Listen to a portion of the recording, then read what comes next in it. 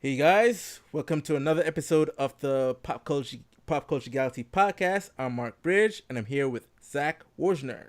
It's me. And so yeah, we're back with another podcast.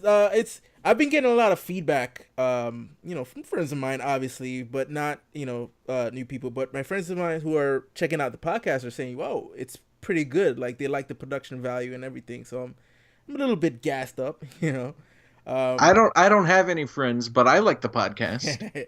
yeah, I'm proud of it. I like the design. I thought about it, how I would want to do it, and you get that rare occasion when you think about something how you want it in your head, and you put it on. You actually execute it, and it's like, holy shit, that's exactly how I wanted it to look. So I'm super proud. I'm super proud. You're like the Ridley Scott of podcasts. But yeah, right before I started to record, I was telling you about a show on Netflix called The Travelers that you should check out. And I was, I said, you know what, I'm gonna wait till we do the podcast, just in case for all the viewers out there who are watching Travelers and share my excitement for it, and who aren't watching Travelers and might want to give it a shot.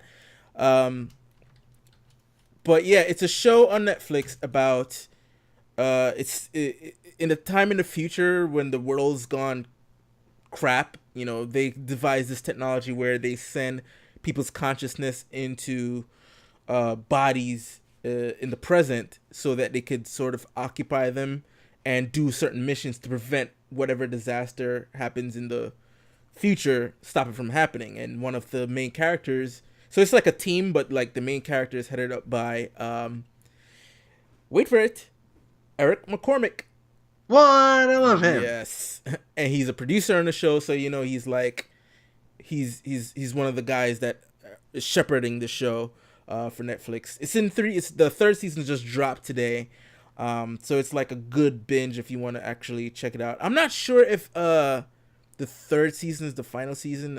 I didn't read up on that, but like I said, you got I guess 30 episodes, I guess, to watch and enjoy.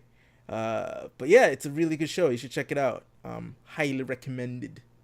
All right, it's going on the list. Yeah. All right. So that was my little mini recommendation. I guess we can jump right into some movie news.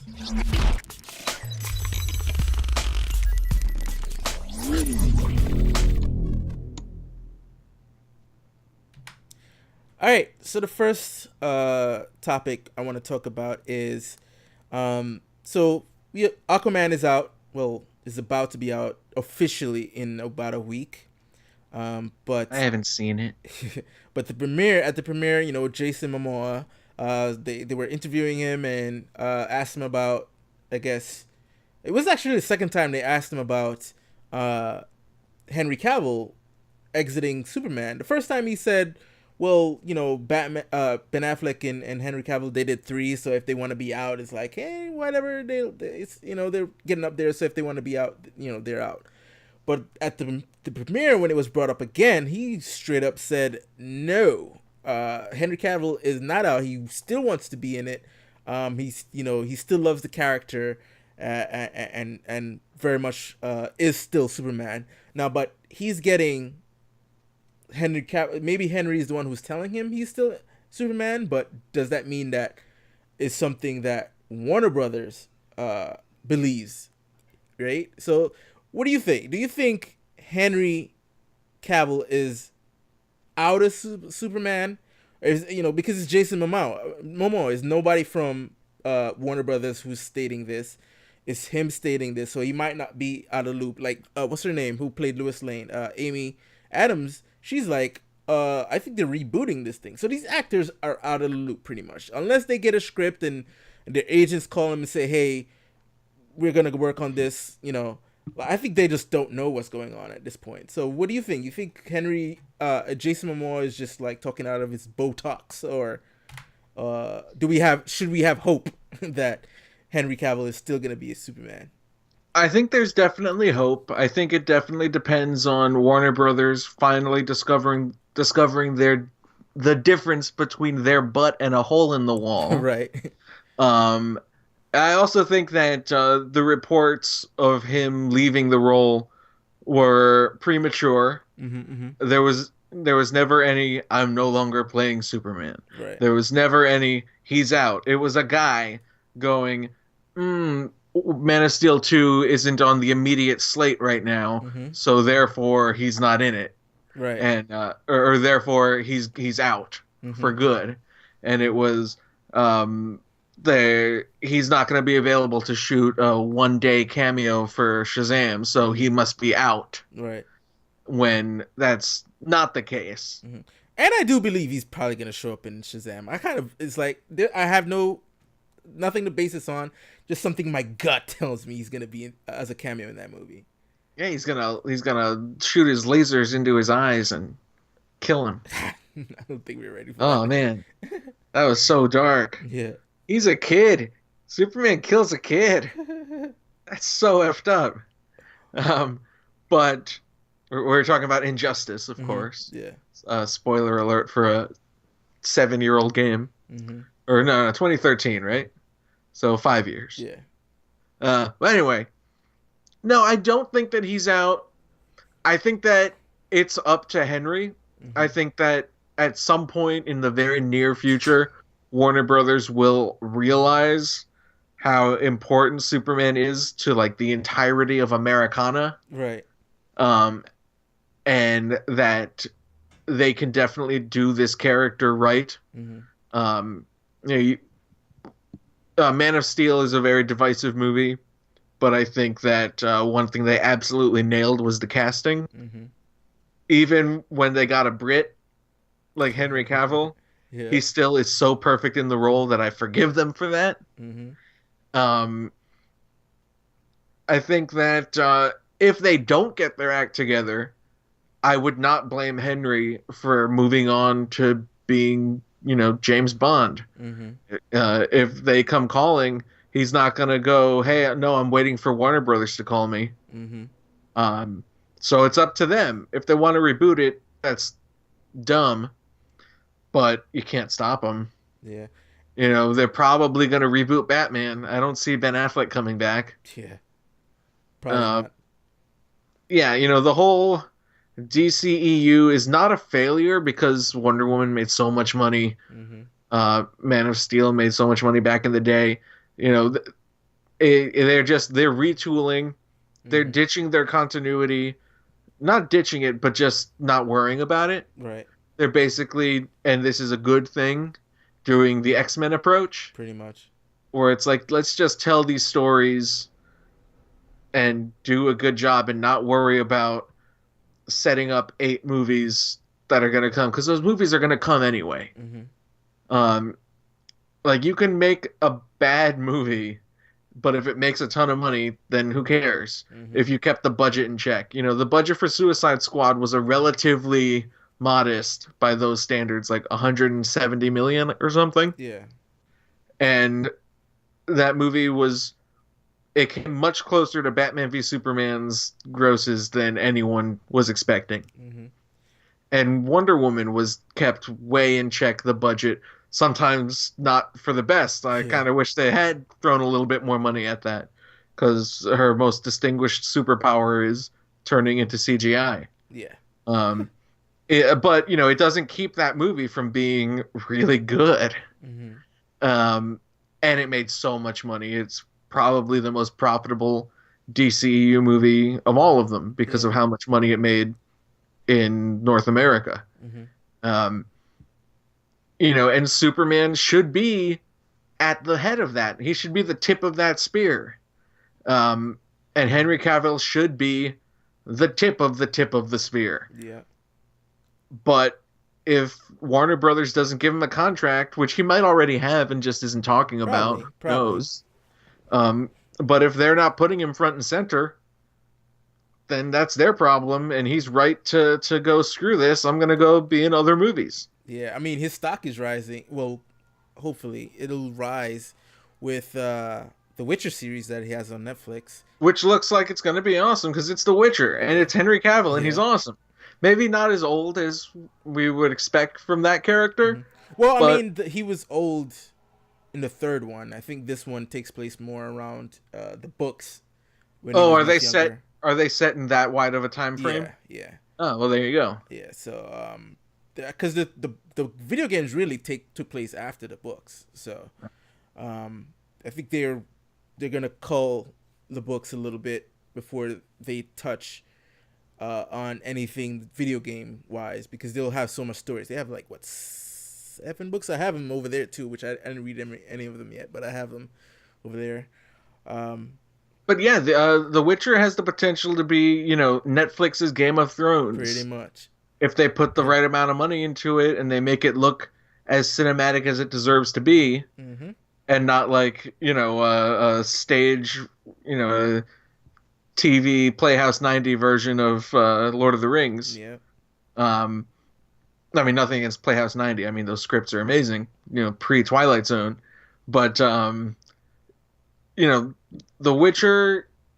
There's a very good chance that The Witcher's going to be huge, Mm-hmm. um, and it's going to hit the mainstream in ways that stuff, well, stuff not based on video games because it's technically not based on a video game, and not stuff based on novels because stuff based on novels comes out all the time.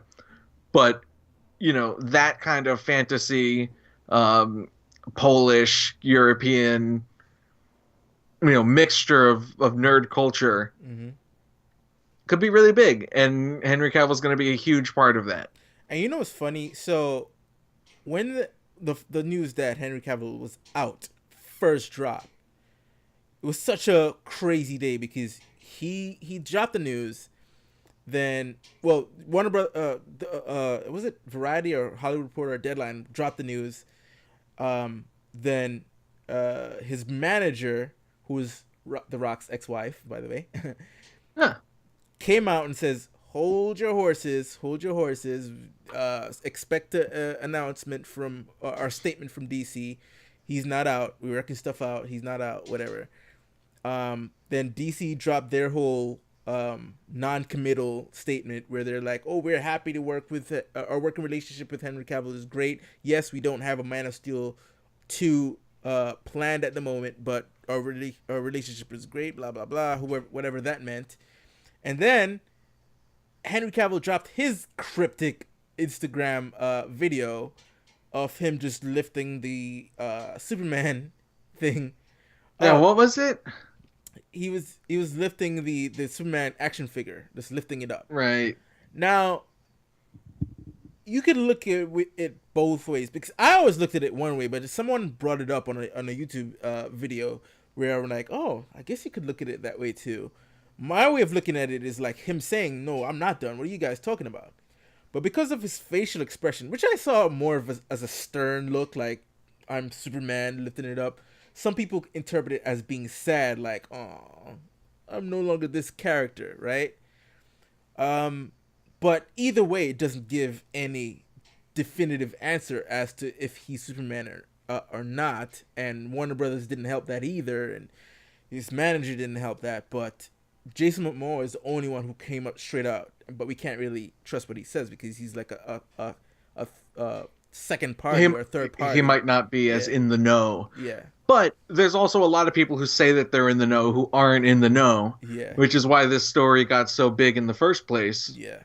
Um, I think the problem here is that Henry Cavill's Superman is my favorite thing in Justice League. Mm-hmm.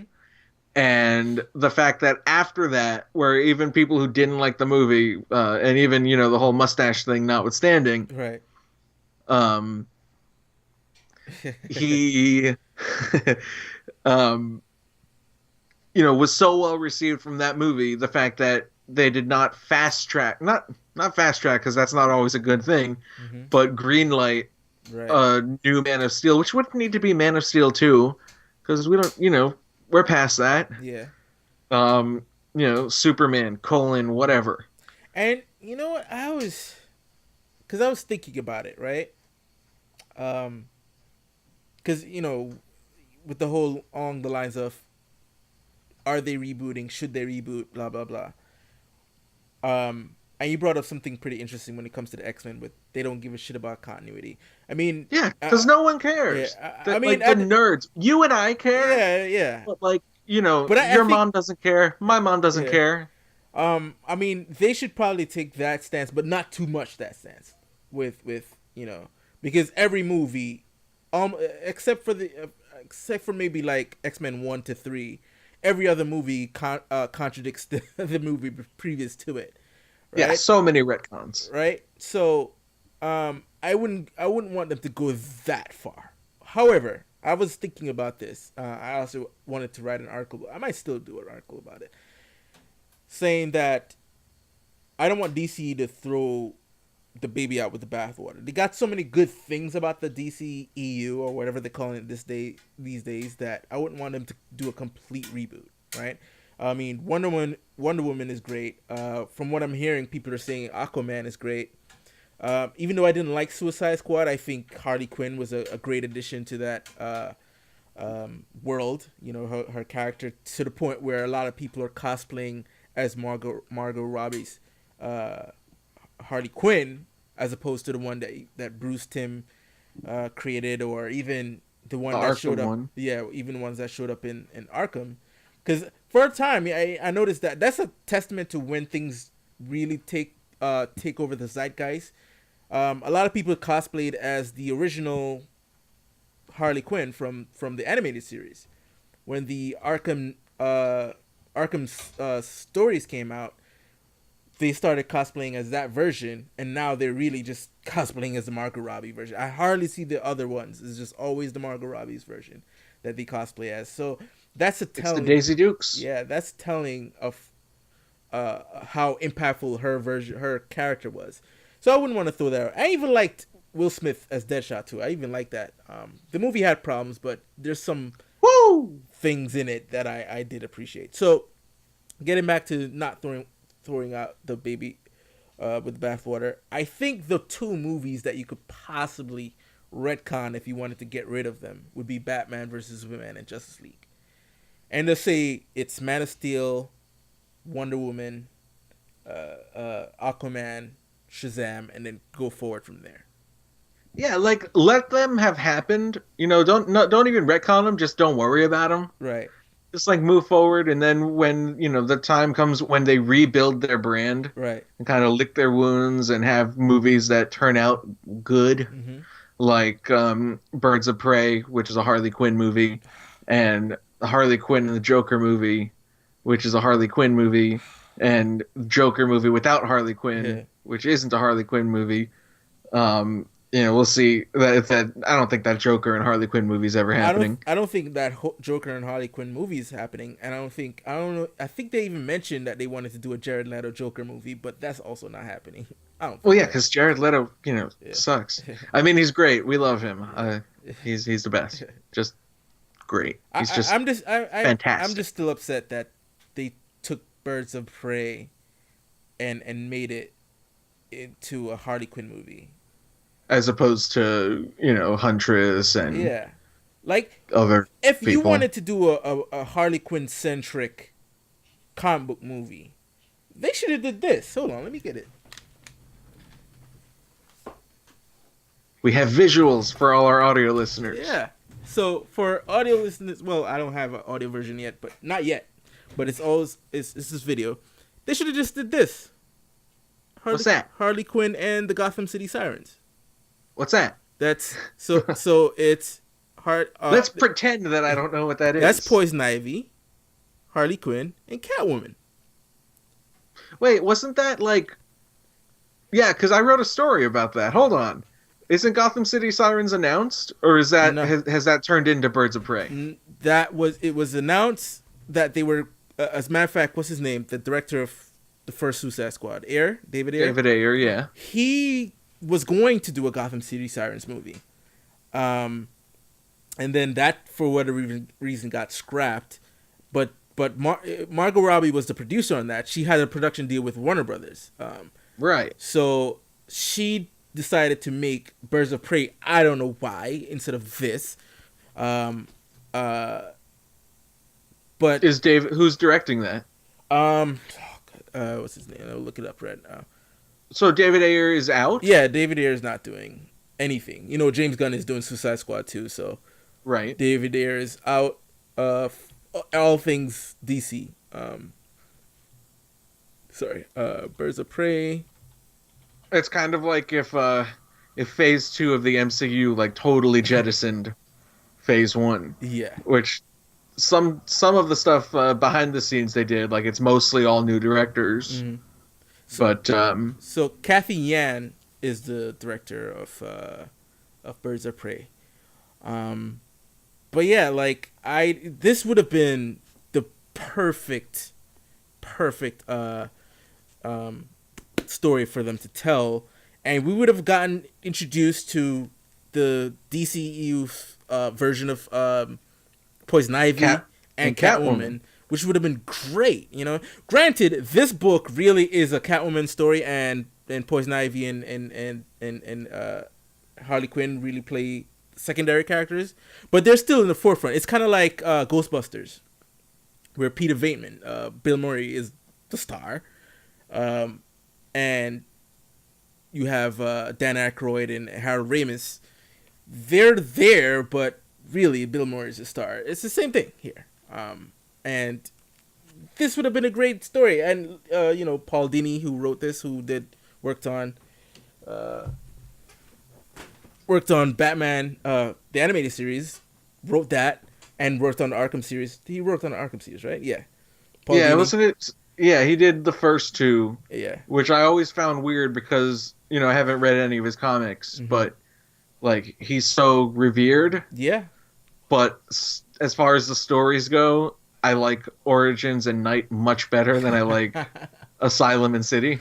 I actually like City the best out of all of them. I didn't play Origin. I have it on Steam. I just didn't play it. I think the stories themselves feel like an excuse to just get all these characters together. Mm-hmm. Like they play much more like video game stories to me. Right. Whereas Night, I feel, has a lot more smaller character moments that I appreciate. Mm-hmm. And Night especially does what I like and, calls out Batman for all his BS. Where it's like, you think you're so great, you think you're infallible. Well, look at all the mess you make. Yeah. I think my little hit against Night is, number one, I called who the Night was from like the beginning, and the creator Rocksteady tried to be slick. It's like, no, it's not. Don't worry, you didn't cut it right. It's a whole new character. Bullshit. Yeah, that's definitely, especially how they foreshadow it like 10 minutes before he pops up. Yeah, it's like they're like, oh, remember this character? And we're like, no, we don't, because he's never been in any of these games before. But we're supposed to be like, oh, he's been a part of this the whole time. Yeah. Okay, whatever. I felt the other two games had a more tighter narrative than Arkham Knight did. I think this one really, I guess because they wanted to be a lot more open than the first two, it just... Yeah, you definitely have to go with it. Like, at its core, it's so dumb. Yeah. It's like this Arkham Knight who knows Batman. Yeah. He understands how he works. He says Batman will never kill another person. Mm-hmm. So let's get all of these unmanned tanks for him to blow up. Because I'm stupid. Like that's the, you have to be able to go along with how dumb it is, and accept the fact that it has to be not that it has to be, because there's so many ways to think and work around it, but the game decides to be dumb to facilitate gameplay. Right. Where it's like, you want to run over this guy in the Batmobile? You can. We'll just say that he gets electric shocked and KO'd. Yeah. Even if you run over him like 50 times, he's fine. He just got knocked out.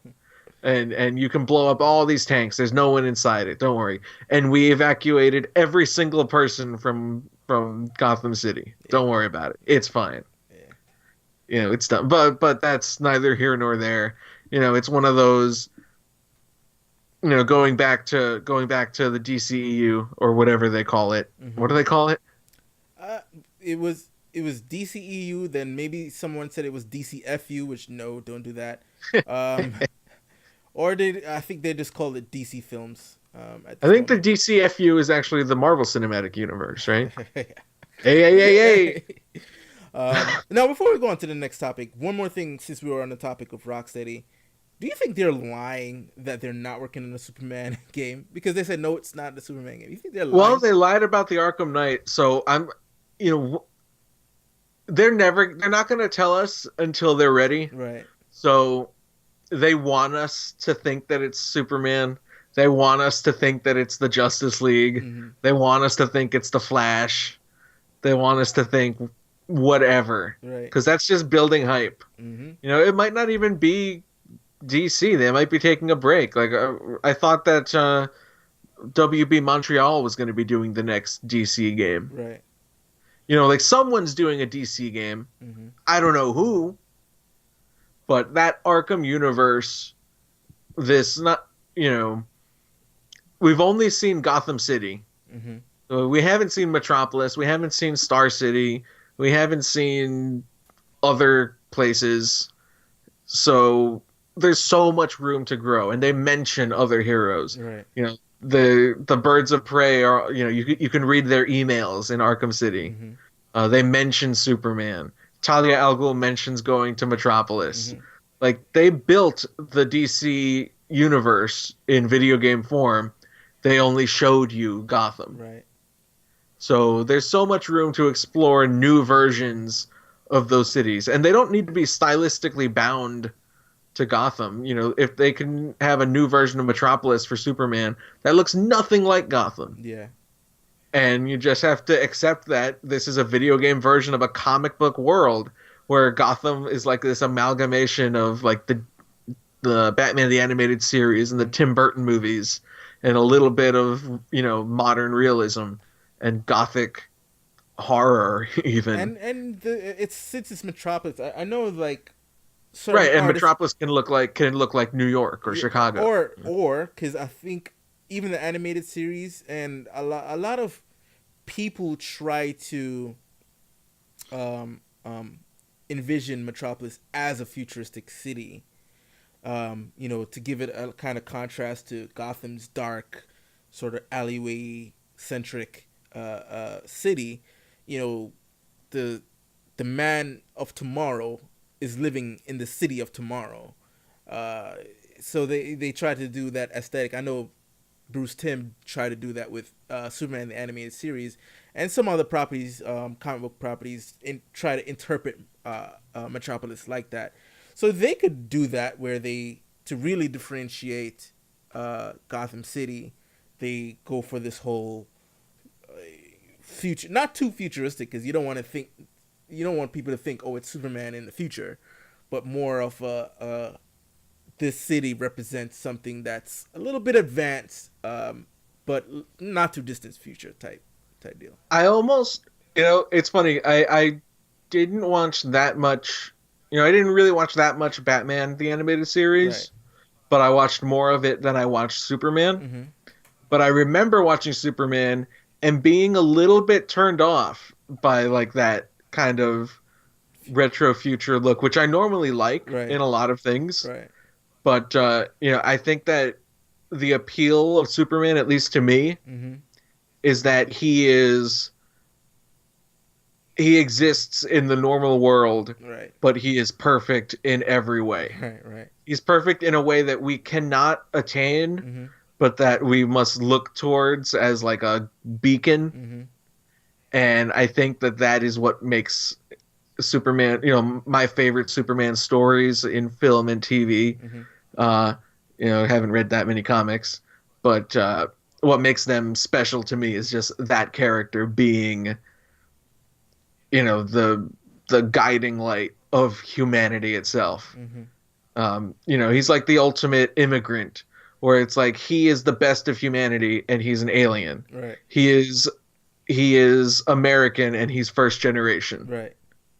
Um, you know, uh, going back to the fact that he's my favorite thing in Justice League, he makes Batman better. Yeah. When Batman says he was more human than I am. And it's like, yeah, he's better at acting also. Oh, Ben Affleck, boo, whatever. It's fine. But it's funny having seen Justice League like 3 times in 2 weeks a couple months ago. Right. I still don't like it, but I only seen that I'm movie softer. once. I'm softer on it. Like I don't like it anymore. Right. But the things that I don't like don't bother me as much. Mm-hmm, mm-hmm. And I guess it's like that with any movie. It's even like that with Batman v Superman. Right. After you watch it a bunch of times, you kind of just focus on the things that you like, and the stuff that you don't like just kind of fades into the background. There's just a whole lot more of it that I don't like in Batman v Superman because it's freaking 3 hours long. Yeah. But in Justice League, it's 2 hours, which is a problem, but also not a problem because it means that you don't have to spend that much time with the movie. It's weird. I think Man of Steel is the only movie I've ever seen quite a few times because I do love that movie. I've seen Wonder Woman once in the theater, and once it came out digitally, I probably saw it like 2 times. And then the Justice League I only seen once in the theater. That's it. Suicide Squad once in the theater. That's it. Yeah, I haven't seen it since then. BVS I've seen. Well, I've seen the theatrical cut once. I think one time, but I've seen the ultimate cut maybe twice. God, I like the ultimate cut because it's much better at the expense of making it 3 hours. Right. But I hate so much. Like, it makes my blood boil every time I see the intro.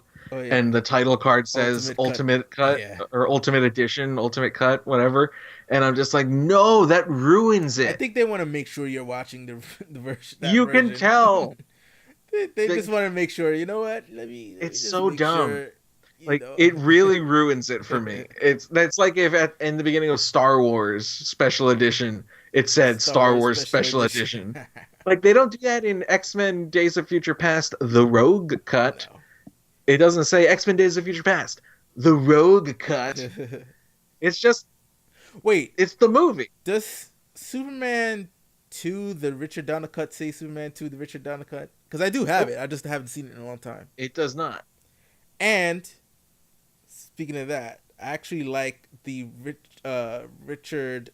What's his name? Richard Lester. Yeah. I like his version better than Richard Donner cut. There's definitely things in both. If I want to combine, yes, if I had a way to edit both of them, I would have combined stuff from each. Because I do think that some stuff that Richard Donner did in his cut works better. Like, for instance, number one, I wouldn't do his ending, which is the same thing revolving. I think he tried to do that again. Well, right? He wouldn't have. But what happened was they took the ending that they made for Superman 2 and made it the ending of Superman 1. Right. And it was with the understanding that they would come up with a new ending. Oh, got it. But he got fired before they could come up with a new ending. Right. So when they did the Richard Donner cut, there was no new ending. They had to use the same ending, or else they would have to use the Richard Lester ending. It's funny because like that ending is canon to Superman Returns because it's the only way that they can have a baby. All right. Yeah, that's right. Right. So that's unless they were just like banging all the time and we just didn't know. Probably. So yeah, that's actually, speaking of Superman, that segues into our second topic. Now, did you see time traveling semen? Yeah. Did you see the only way? Did you see the Brightburn trailer? I saw the amazing prank that James Gunn and Sony pulled on Marvel. Yes. That was the day that everyone said that the Spider-Man Far From Home trailer was going to come out. Right.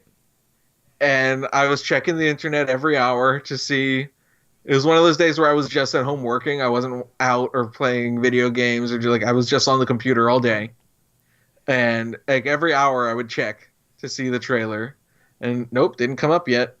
Do some more work, check again. Nope, it didn't come up yet. And then at some point they said, "Hey, check out the Sony just released a new trailer." And I was like, "Oh, okay, let's see what it is." This isn't Spider-Man. Oh, from James Gunn? That's cool. The visionary director of Guardians of the Galaxy. And then it turns out to be like this crazy, awesome looking spin on, subversion of a superhero tale. Yeah. They totally pranked Marvel. They pranked them. Now, And DC for that matter. yeah, but you know what's funny? So this is a trailer that they wanted to show at San Diego Comic-Con. We got a little hint of it with the symbol, and a lot of people thought it was Blood Rain or Dark Soul or whatever, that he was gonna do a video game adaptation or something. They were gonna do Blood Rain. They're never gonna bring that back. Was it Blood Rain? No, Bloodborne. Sorry, Bloodborne. Oh, Bloodborne. Yeah. Okay, that makes more sense. Yeah. That does make more sense. Yeah, that we're gonna do Bloodborne. So this actually, looking at the trailer, this is something definitely that would have hit that Comic-Con crowd, right? Because of what it really represents. It's, oh my God, absolutely. You think it's Superman, and it would have probably been a talk of Comic-Con. A lot of people would have been talking about this, but I think it's almost a blessing he got fired from Disney. Hear me out. Here's my reasoning. If he was working for Disney still, and this trailer comes out with his name all over it, James Gunn, rest assured Warner Brothers would have been pissed and would have found some way to shut this movie down. But now he's on Team Warner Brothers. I'm sure they're like, you know what? Whatever. Go ahead. As long as you're on our side with Suicide Squad, go ahead with your movie. That's my thinking on this one. It's weird that it's Sony. Yeah. I could. It's weird because Sony is half in bed with Marvel. Uh-huh. It's like they're seeing. It's like Sony is like Marvel's piece on the side. Yeah. And they're doing this movie that's a subversion of just all superhero stories in general, but like specifically using Man of Steel's imagery. Yeah. Even the font, the way how it was written, is the same font from the Zack Snyder's Man of Steel.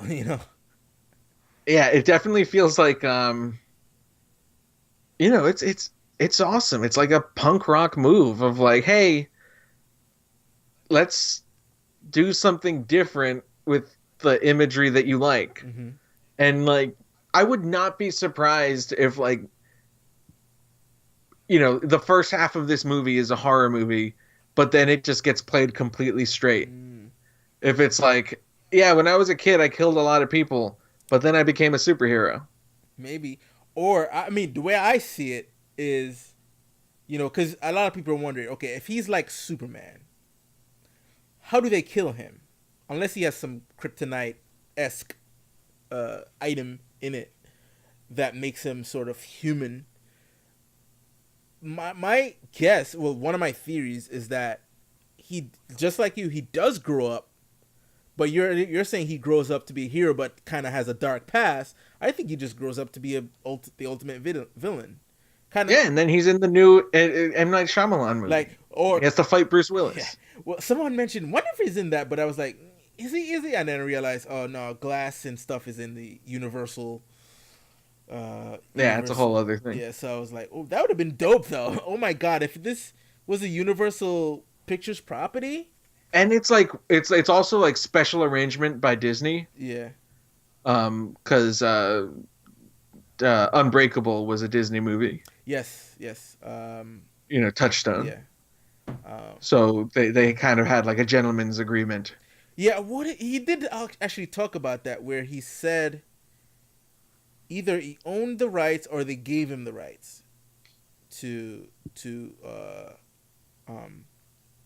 Because wasn't that that those characters. yeah wasn't I think the idea was they allowed him to include Bruce Willis in Split, and then after that he was able to get the rights, yeah you know, by being a nice guy, yeah I guess. You know, they weren't going to do anything with it. true true.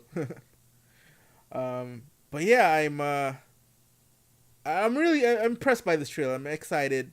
I do want to see, where it goes. I like the fact that they're doing a horror version of Superman, which a lot of people.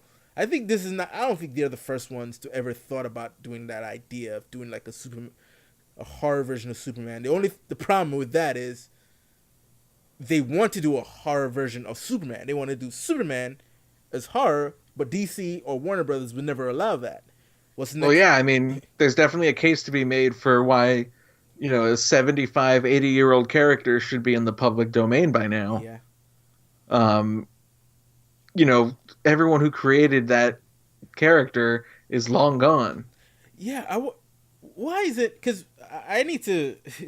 I always meant to look that up, right? Because how does public domain thing happen? Can it happen anywhere? It's entirely because of Mickey Mouse. Right. It is 100%. The law was not. I think it was like 50 years. Mm-hmm. And Steamboat Willie came out in, I believe, 1928. Right. And in the 70s, Disney said we got to extend copyright law. Right. And it became known as like the Disney law or the Mickey Mouse law or something. I'm paraphrasing. And every few years they go into court and they throw all of their lobbying money at Washington D.C. Right. And they say we want to extend our copyright forever. We're going to do this every 10 years until the end of time. So when that happens, it affects other properties as well. Yeah, basically, if Disney gets it, then anyone else gets it too. My thing, because of that law, I think unless it was a previous deal that Cameron struck with, I think, what was the name of the company at the time? It started with a C. I believe that is some kind of licensing thing. Because he sold the rights to Terminator. Yeah, he sold the We're rights talking for about like Terminator. $1. Yeah, he sold it for $1 because he wanted to direct it. So that company that he sold it to had the rights to it, and somehow he knew in 2019 he was gonna get the rights back. This is why they're doing the Tim Miller version right now. So my thing is like, okay, was that a separate thing? Was that a separate deal than the copyright law? I think that's different because I think that would be more applicable if James Cameron was making Terminator movies and he was the only person who was allowed to make Terminator movies. Right. And if anyone else included, Terminator-looking robots, they would have to make them, have blue eyes. Right. Or have their metallic sheen be like opaque or something. It all boils down to Disney saying we don't want anyone to use Mickey Mouse, which like you understand because it's their mascot, but there's got to be a way around that because it's not. The whole point of copyright is to protect the people who created it, not to protect corporations. Right. It's to protect artists. And while, yeah, it would kind of suck to have, like, everyone making Mickey Mouse stuff. Maybe you have, like, Mickey Mouse the porn. Yeah. But then how's things going into public domain protect the artist, though? Because then if it goes into public domain, anybody can. Well... The idea is that anyone can make it. Yeah. Like, and the cream rises.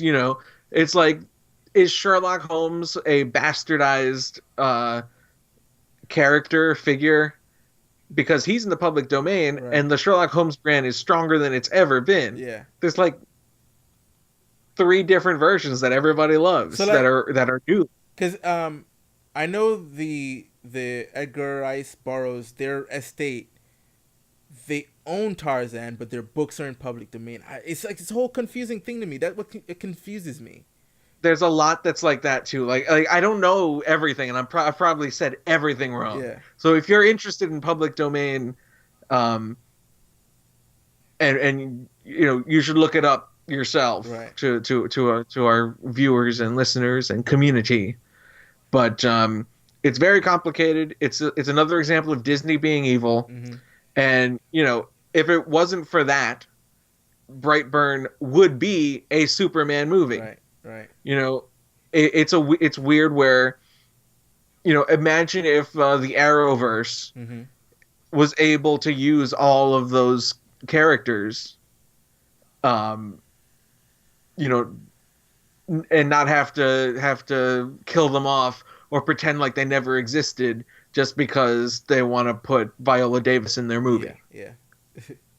Although I was kind of glad when Amanda Waller got killed off in Arrow, because she's a character who I think needs to get killed off every now and then because she's so evil.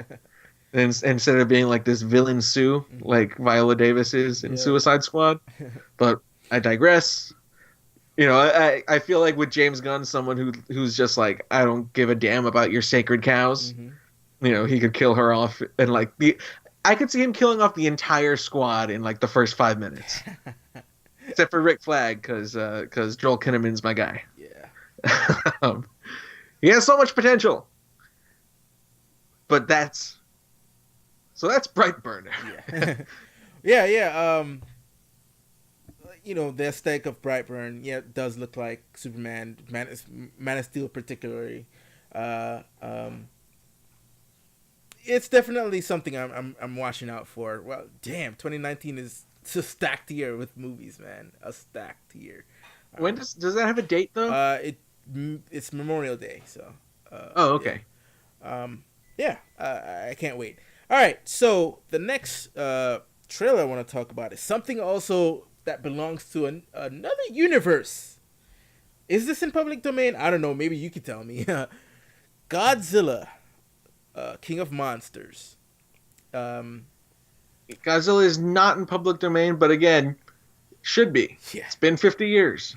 Yeah, it's still is it Toho that owns the character? Toho? Oh yeah. Okay. So I will say this: I'm not like a huge fan. I don't have a problem with the Godzilla movies. I was just never a fan. It's not like I grew up on the movies or anything. I did, however, I think before I saw the 98 version, was it 98, right? Before I saw that, I probably only seen maybe 2 Godzilla movies before that. And one of them was King Kong versus Godzilla. That's probably the only 2 Godzilla I've ever seen.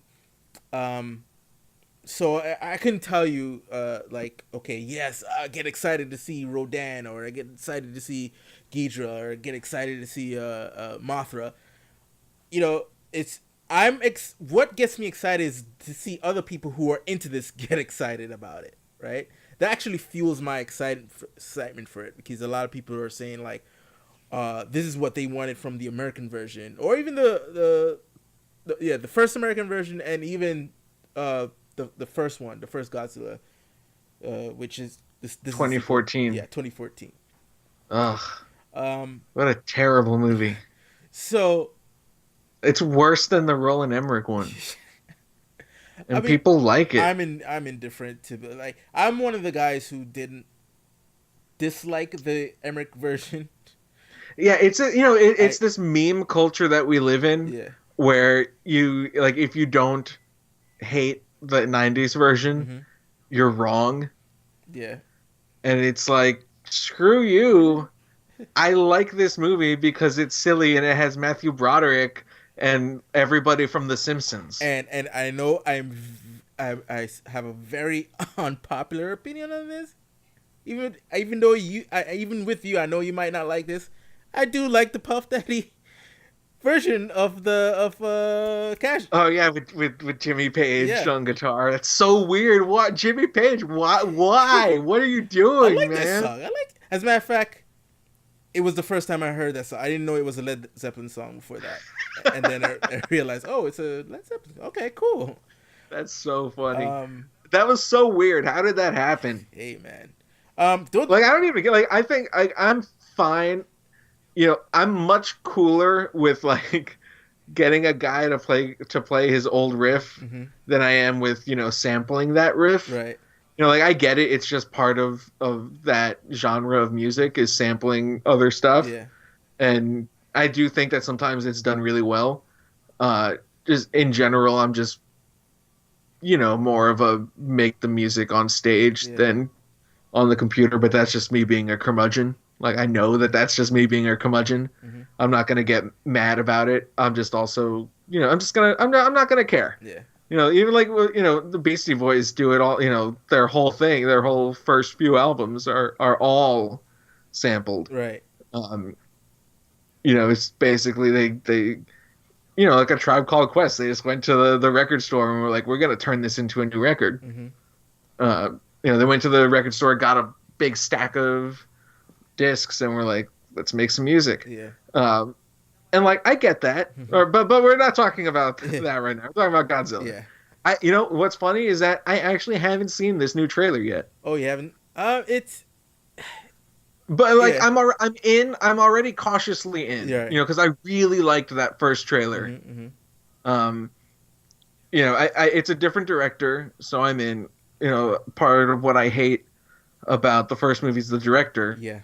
He did Monsters, which Every I dislike even more than I dislike the first Godzilla. People are overhyping that movie. Oh, that movie's awesome, and you watch it, it's like, I hated that. I saw that at a press screening, like months before it came out, and was like, what the hell is this shit? I thought it was one of the worst movies that I had ever seen, and Godzilla is like, it's like a notch above it. Yeah, yeah. The production value of this new one does look, above the first one, the 2014 one, and to see Godzilla, they showed Godzilla going at Ghidorah, and that it's kind of like, what that reminded me of when. I know it's probably gonna be stupid for me to say this, but the first time you saw the trailer for Freddy vs. Jason.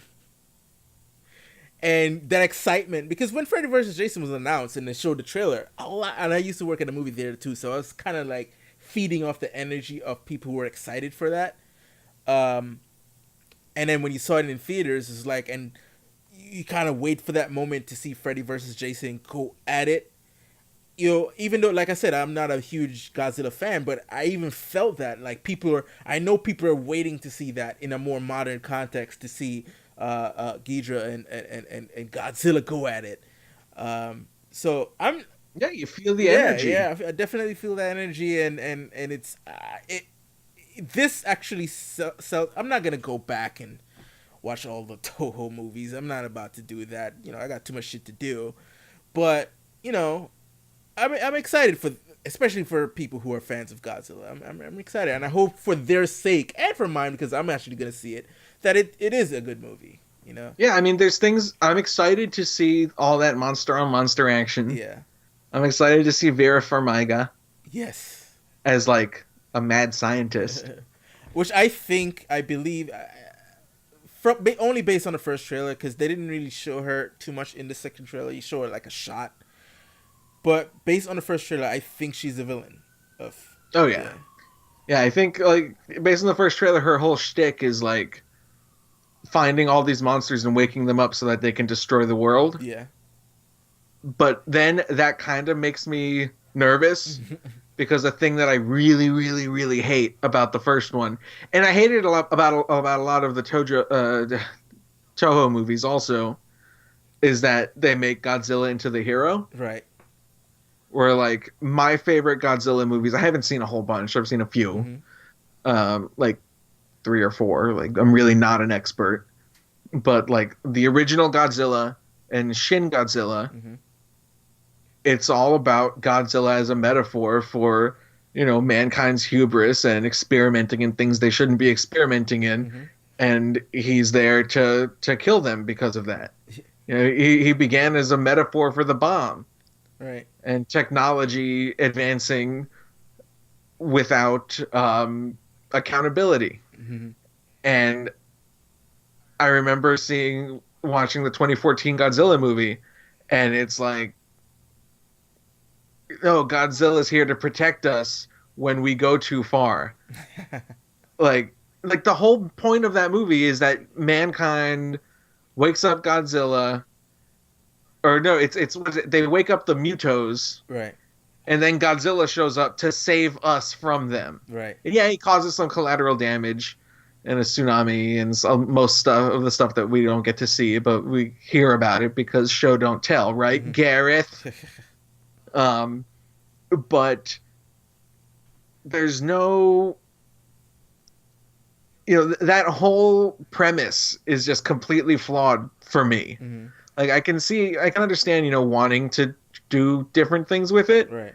but I think that that's so antithetical to the entire reason that Godzilla was created and that he exists. Even if, some movies in the 70s and 80s and 90s like have that Right. as part of it, where, a monster pops up and he fights them and they break some stuff.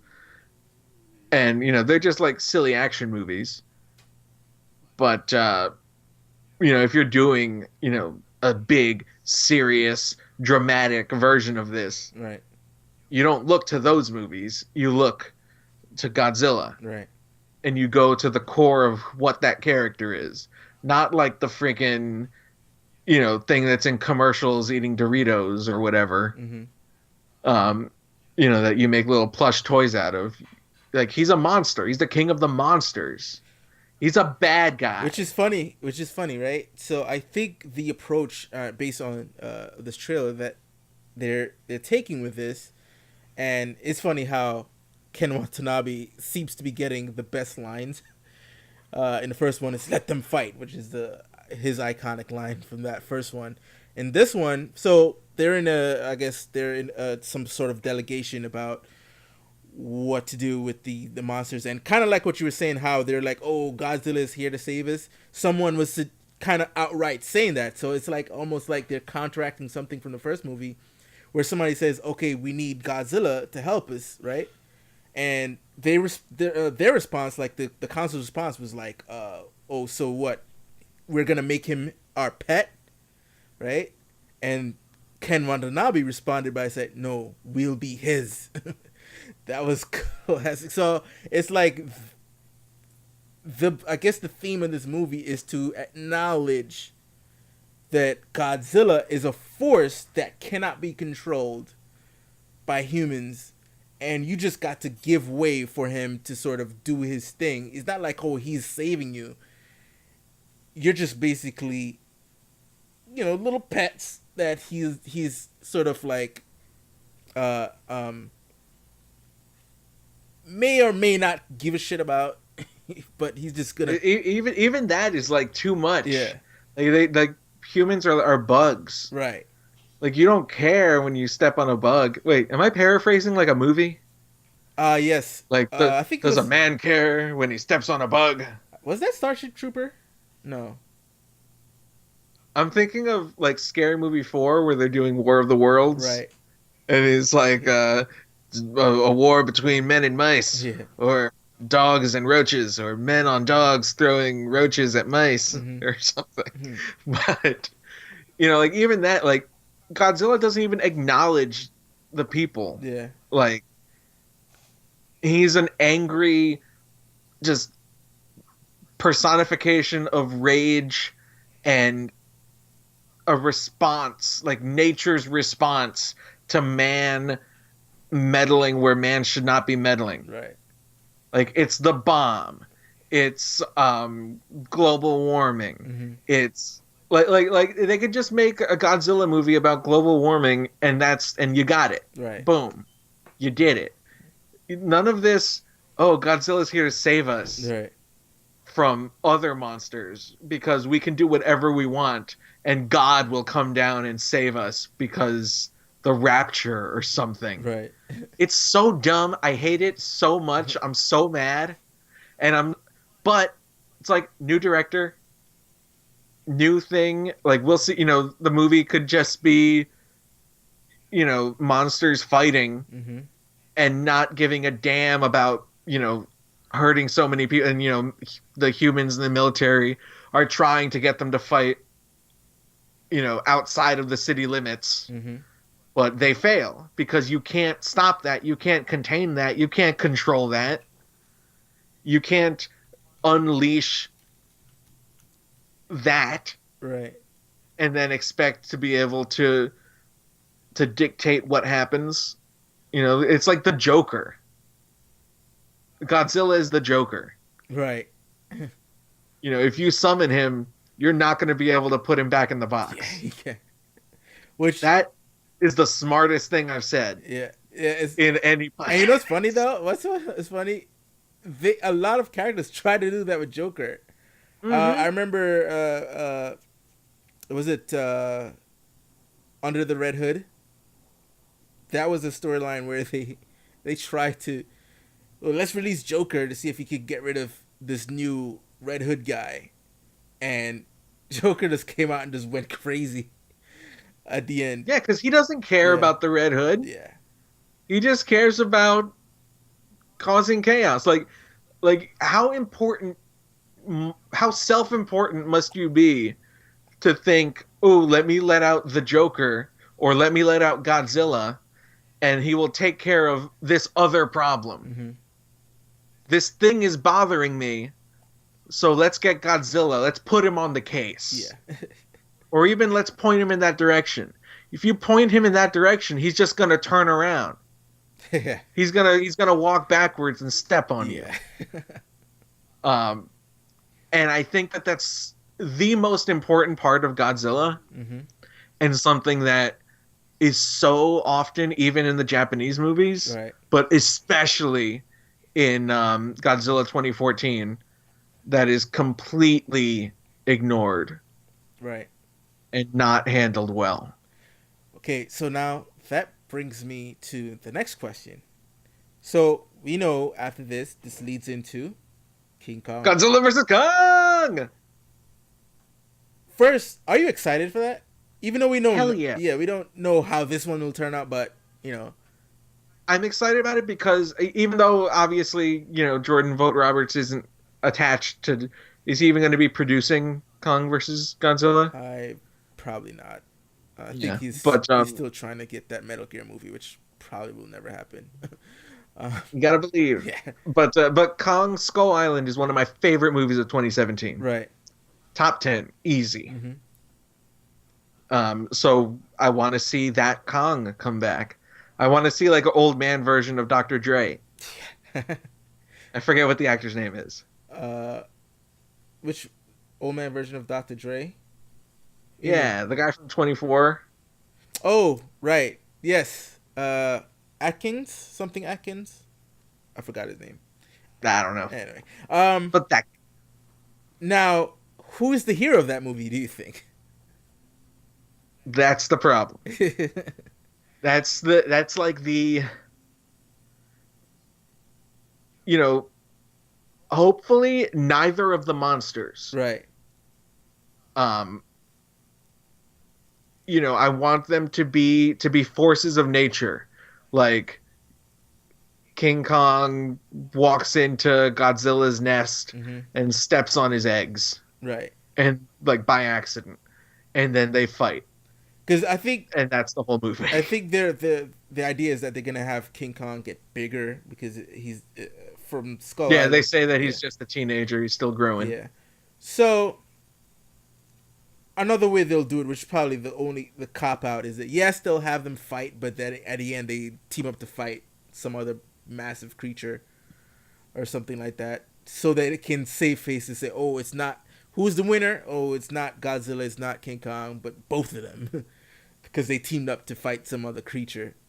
Which I guess... I don't think we can do that anymore. And it'd be after Doomsday...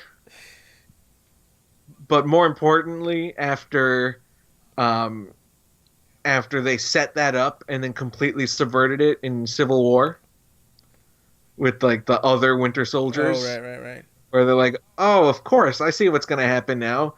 Captain America and Iron Man are both going to go to the base. They're going to find the Winter Soldiers. Then they're going to fight them. And then they're going to be like, hey, we're not so different. We can be buddies. Yeah. And then that doesn't happen. Yeah. and it's like, no, you two've got to fight. Cap, you've got to throw down your shield after you beat the shit out of Iron Man and say fuck you and your daddy. That's what's got to happen in this movie. Yeah. But you can't go back to the old they fight each other, but then a greater threat appears. If I had to guess, I think if there had to be a winner, if they're gonna make a winner, I think they're gonna give it to Kong. Well, Kong has more suitable. He's more suitable to be a hero. Yeah. He's closer to not humanity, but to empathy. Yes. And because you saw in his movie how he interacted with who was the girl? Brie Larson. Yes, Captain Marvel. Right, how he interacted with her character. So because he has that going for him, I could see him being the face of the movie. The face, absolutely. To use a wrestling term, he's the face and Godzilla's the heel. Wait, is that what those mean? Yes. Okay, because I've heard that for so long and have never known what that meant. Yeah, so it's a wrestling term, face, heel, like doing a heel turn is wrestling. Yeah, absolutely. Like, it's yes. Mm-hmm. They're both forces of nature in their way, in their own way. Mm-hmm. But Godzilla is nature's revenge. Yeah. Maybe that's what happens. They realize, because the first two movies kind of like, oh, they're thinking he's a hero. He's here to save humanity, but it's far from it. It takes them a little while to realize that this guy's just a force of nature. He doesn't give a shit about us. Mm-hmm. And King Kong, in the same way, is a force of nature, but also can comprehend, can understand the difference between Samuel L. Jackson and Brie Larson. Right. You can go, I'm gonna kill you. I'm not gonna kill you. Oh man, that movie's so good. Like they're dropping the bombs on the island, and he's like, I see helicopters. I can leave those helicopters alone. I don't care. Whatever. But then they start dropping bombs, and he's like, now I'm gonna kill you. I'm gonna kill all of you. But then he sees Brie Larson trying to save I can't remember her character's name, but trying to save the gigantic ox that had the plane fall on it. Yeah. And he's like, oh, I see her trying to do a good thing, so I'm going to help her. Mm-hmm. And he helps her, and then he saves her at the end. He is the hero just on a larger scale than a human can comprehend or appreciate. Yeah. And that's not just in this movie. Mm-hmm. That's going back to the original. Yeah. Like going back to the original King Kong and the original Godzilla. Granted, they are 20 years apart. Yeah. I think that when anyone is making a movie about these characters, they have to go back to the very beginning to go, what is this character? Mm-hmm. What is like the core square one of these monsters? Mm-hmm. And because you don't get to be a pop culture icon for 90 years. Right. Or 85 years by just being a monster. Mm.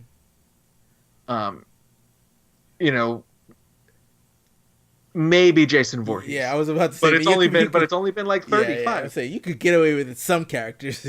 But for the most part, yeah. For Godzilla and King Kong, they're, and I think you're right. I think that King Kong at least will be not the face, but just based on the character arcs that we've seen in this movie and in history, mm-hmm.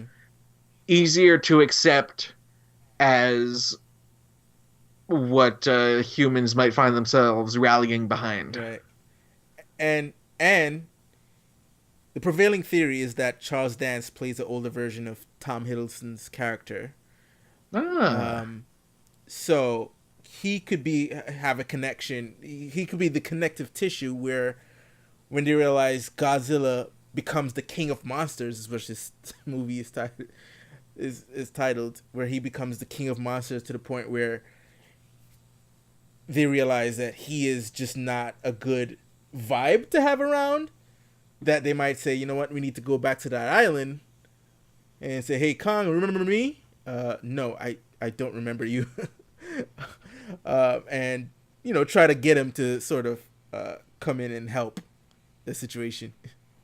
Yeah, like, I don't know what... I mean, I'm sure that in the way that Kong Skull Island featured Godzilla at the very end, right, as a cave painting, mm-hmm. There will be connective tissue to Kong versus Godzilla. Right. I don't know what that tissue will be. We don't know what state the world will be in by the end of this movie. There'll probably be some more broken cities. Right. We don't know what Monarch's been doing for the last 40 years. Yeah, I was trying to remember the name of the company, Monarch. Yeah. And we don't know how many of the monsters are going to survive. Mothra and Ghidorah and all those other ones that I know about, definitely, because I'm so cool. How many of them are going to survive to get killed in the next one? Yeah. And will Kong vs. Godzilla be the finale? Will they try to stretch it out for more money, or will they let it be a 4-part saga? Right. Which ignores the first part because the first part sucked. So let it be a trilogy. Yeah. Because I think that in some ways you can kind of watch it. It will be so that you can watch Kong, then King of the Monsters, and then Kong vs. Godzilla. Yeah. And because Godzilla 2014. Oh, what a mess! I mean, some people liked it. Yeah, I know, dumb people. Some people liked it, so I guess. No, they're not dumb. They just have bad taste. And it did well, so they wouldn't. They don't necessarily. Yeah. They wouldn't necessarily. It was a surprise hit. Yeah, they wouldn't necessarily get rid of that. So I'm sure when they do come out with their box set, that will be a part of it. For sure. We're both excited. Like I said, not a big. I don't follow Godzilla as much, but like just the sheer excitement of people getting excited about it kind of feeds into my excitement for it. I can't wait to see it. Again, stacked 2019, man. Holy shit. Yeah, it's one of those things where like I hated the first one, but yeah, I'm definitely seeing this movie. Yeah. Day one. I'm in. May 2019. Holy shit, so many things coming out in May. This one, Lion King. I think Aladdin comes out in May, if I'm not mistaken. No, they can't put out Lion King and Aladdin at the same time. Wait, Aladdin. I think Aladdin's later. Hold on. Is it Dumbo first, then Lion King, then Aladdin? I think Aladdin is in July, maybe. No, Aladdin is May 24th. November. Aladdin is May 24th. And when the heck is Lion King? And Lion King is 2018. Oh no, Lion King is in July. My bad. Okay. Yeah. Well, even then, that's like, not that they're gonna eat each other, but that's close to the Marvel slate. Yeah. So it's, I mean, Thing came out of May, moved to April. Avengers moved to April, but so in May you have Pikachu, Aladdin, Brightburn, and Godzilla, King of Monsters. Holy shit. It's a loaded slate. Yeah. All right, so let's move on to some TV news.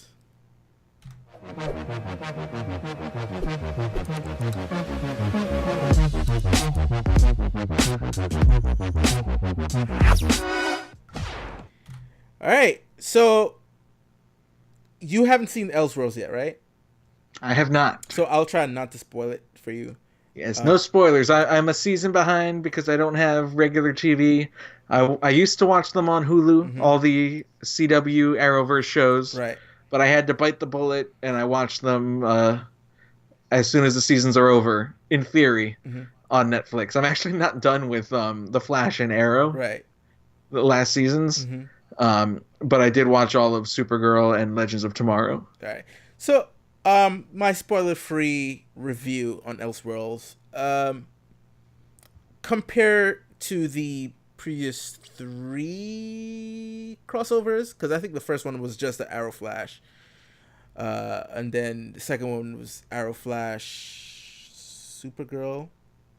Wait, hold on. The first one was Arrow and the Flash that led into Legends of Tomorrow, right? Yes. Are we calling that the first one? Yeah. Well, yeah, because the first time they did a crossover, it was when it wasn't really a crossover. It was like Flash was in his episode and was it was really an Arrow-centric story with Flash in it. Then it was a Flash episode with Arrow in it. It was really just a Flash-centric episode with Arrow in it. But it was 2 separate stories. They didn't really continue. So I think the first time they really cross over, because you have Crisis on Earth X, that was last year. Yes. The year before was the Dominators. Oh yeah, Okay. yeah, of course. Yeah, the Dominators. And then the year before that was the Flash. Vandal Savage. Yes. Yeah. So that was cool. I like the halfway when they all die. So Elseworlds is better than Vandal Savage. I enjoyed it as much as the Dominators, but I think Crisis on Earth X was the way better crossover. I think Crisis on Earth X is one of the best DC filmed stories I've ever seen. Yeah, it was amazing. I think it's better than any of the DC movies. I think it's better than most of the Marvel movies. Mm-hmm. It's one of my favorite. Like, I could watch that right now. Yeah, I mean, Elseworlds it's a fun story. It's like, like when you, speaking of the MCU, where you watch an MCU film, it's like there's some movies that matter, and then some movies are just one-off. Hey, this is fun. This is a fun episode in the MCU. Elseworlds feels like a fun episode. What it mainly does, and again, without spoiling it, since you haven't seen it, what it mainly does is set up another crossover, which they've never done, because each crossover, I think the previous crossover, they were their own thing. It was just, that's it, that's it. This one really was setting up something, and it's like they announced what the next major crossover is going to be, which is Crisis on Infinite Earths, which is a classic. That is so classic. It is like the most amazing. It's so amazing. I don't even know what it is. Yeah. And I mean that. I don't know what it is. Yeah. So I'm a little bit above that because I haven't read it. Right. I haven't read it. It's actually a book I do have on my shelf that I haven't read yet. I have the sequel to it, which is Infinite Crisis. Okay. My camera right now is resting on the Infinite Crisis book. Well, it's a good thing you found some use for it. It's like a fat book, right? So it's gonna take forever to read. So, but this is what I was telling you earlier before the podcast started. It's like one of those stories, Crisis on Infinite Earth, that is so huge that it, even if you haven't read it, or people who haven't read it, they can tangentially hear about what happens in that story. One of the famous things that happened in the story is both the Supergirl of that time period, pre-Crisis, dies, and Flash dies. The Barry Allen Flash.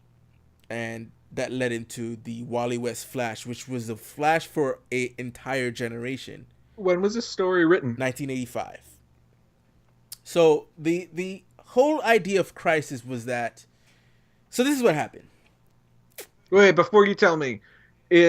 So Crisis on Infinite Earths, this is a kind of a adaptation Arrowverse style. So not like a direct, presumably not a direct one-to-one. But maybe, we'll see. Maybe. But the question is, Is Crisis on Earth X Mhm. like based on a particular No, story? no, that I think Okay. they that was their own thing, right? Crisis on Earth X. Crisis, by the way, it's uh it's DC's thing. No, They everything is Crisis. Crisis. Crisis here, Crisis there, Kind Crisis everywhere. yeah, kind of like how Marvel's thing is infinite or infinity, because it's Hmm. there's Infinity Gauntlet, Infinity War, Infinity in Endgame. Infinity Crusade, Infinity Quest, uh, Nerd. Infinity. There's Infinity, and I think Infinity Wars is going on right now. Infinity Wars plural. Infinity. That's not infinity. That's just a sideways H. um, Can't fool me. so yeah, so Crisis is their thing. That's a side note. So anyway, Crisis on Infinite Earths, the original story was created because this is what happens in the Golden Age. You had your Golden Age Flash, which is Jay Garrick. You had your Golden Age Green Lantern, which is Alan Scott, which was more magic based, not science. It wasn't space. It had a magic lantern. It was specters, and demons, and all that stuff. And you have the Justice Society. Stargirls, your Doctor Fates, and all that stuff. Now that was a golden age, and then in the silver age, they decided, hey, all that stuff is old. They need to revamp it for a more modern audience, and so they revamped Flash to be Barrel Allen. Got rid of the whole uh, World War The hat. the World War One hat or something. Little got rid of Yeah, that. very World War One. Yeah, got rid of that. Alan Scott became Hal Jordan, Green Lantern, more space stuff. Uh, I didn't know Hal Jordan wasn't the first Green no, Lantern. Alan Scott was. Huh. So, and a lot of basically updating of different characters. I think the only ones they didn't really update was like Superman and Batman. Batman got a little bit more mature stuff going on, but it wasn't the Frank Miller Dark Knight yet. It's still, I think Neil Adams was still doing his thing over there. So what happened was, I think people wanted Flash and Jay Garrick to have a race to see who was faster, right? So they created a story and said, "Oh, Jay Garrick is from a different uh, Earth," and then that was the first time they ever introduced multiverse in the DC universe, and that broke it because then everything was multiverse this, multiverse that. They wanted to have Justice Society meet Justice League and all that stuff, so it was a whole bunch of different timelines and Oh, right, or, because now every single Jay Garrick story yeah, could not be reconciled right, with any right. other Flash. So then it got too convoluted with a bunch of different Earths, with all the writers saying, "Oh, this character is from that Earth." That's why, like, there's like 3 different Brainiacs. There's 3 different Metallos. There's 3 different Parasites. It's like, each writer would come up with a different villain and say the previous villain was from a different Earth or something, and it got so convoluted where sales was going down, people were confused, Mm. and they say, you know what? Let's get rid of multiverse and create a big storyline that does that. So that's where Crisis on Infinite Earths came in, where I think the Monitor got heroes. Again, I didn't read it, so don't. Is the Monitor like the Watchers? Kind of like a Watcher, but a more Hands on. active. Yes, yes. He, instead of coming when I said, "Oh, some shit is about to go down," and then leave, he says, "Some shit is about to go down. You better do something. Oh, you better do something. Oh, and you better do something." Right? And I'll help. Yeah. So, Monitor and then the Anti-Monitor, have a big battle He's like an astral Nick Fury. right. Which you see the Monitor in Elseworlds in there, which looks, Is also yeah, black. it's funny. Yes, he's not black in the comic books. He looks comics accurate except for the shade of skin color. I'm okay with that. Yeah. I mean, he's a space guy, right? Yeah. So There's no black people in space. the big thing. Don't get me started on Heimdall. So the big thing to happen out of the crisis is Barry Allen is killed, and Supergirl is killed. Oh no! Right. That's 2 shows canceled. Right. So, and Wally West takes over, and then another version of Supergirl comes, which is more of an alien. Because the alien, the Supergirl, and the Supergirl is another confusion. Holy shit! In the comics, so Power Girl was a Supergirl, but then in pre-crisis, she got they wanted her Kara back, so they gave her a new alter ego, which is Power Girl, and they wanted to introduce a new Supergirl, which is an alien, like an alien that looks ugly but can morph into human form. And Mystique. I think her name is Linda Danvers. Hold on, Linda. Let me see, Supergirl. You know, great thing about internet, right? Yeah. Pre-crisis, I should post-crisis. I'm waiting for Kara to use the Claire Connors moniker that she uses in one issue of the comics, because my best friend is named Claire Connors, and I got her that issue for her birthday once. Nice. That was pretty cool. Okay, so you had Kara Zor-El and Kara Zor-El, which is an L. That's that's bad. Then you had the Matrix one, which was created by John Byrne. That's the alien one, the alien-looking one. And what's her name? It's Matrix. Oh, and that's also bad. And then you had Linda Danvers, and then Sir-El, Ariella Kent. I think then they brought back Kara Zor-El after Flashpoint. Well, the point is it's obscenely complicated. After Infinite Crisis, they brought back Kara Zor-El. Anyway, so wait, before we get into the actual what the hell Crisis on Infinite Earths is, right? Who was named Danvers first, Ms. Marvel or Supergirl, and why? Okay, so the Supergirl in the 80s was named Danvers, so I want to say it was it's Carol Danvers was Danvers first. Okay. Because she was introduced in the 70s. All right, you know what? Let me not make that shit up. It's like the whole the whole Wade Wilson and Slade Wilson thing. At least Wade Wilson was named after him. Okay, yeah. So yeah, Linda Danvers was 96. Okay. The Supergirl Matrix, which is weird. It was a weird name. Yeah, I don't think she had a human counterpart, human form.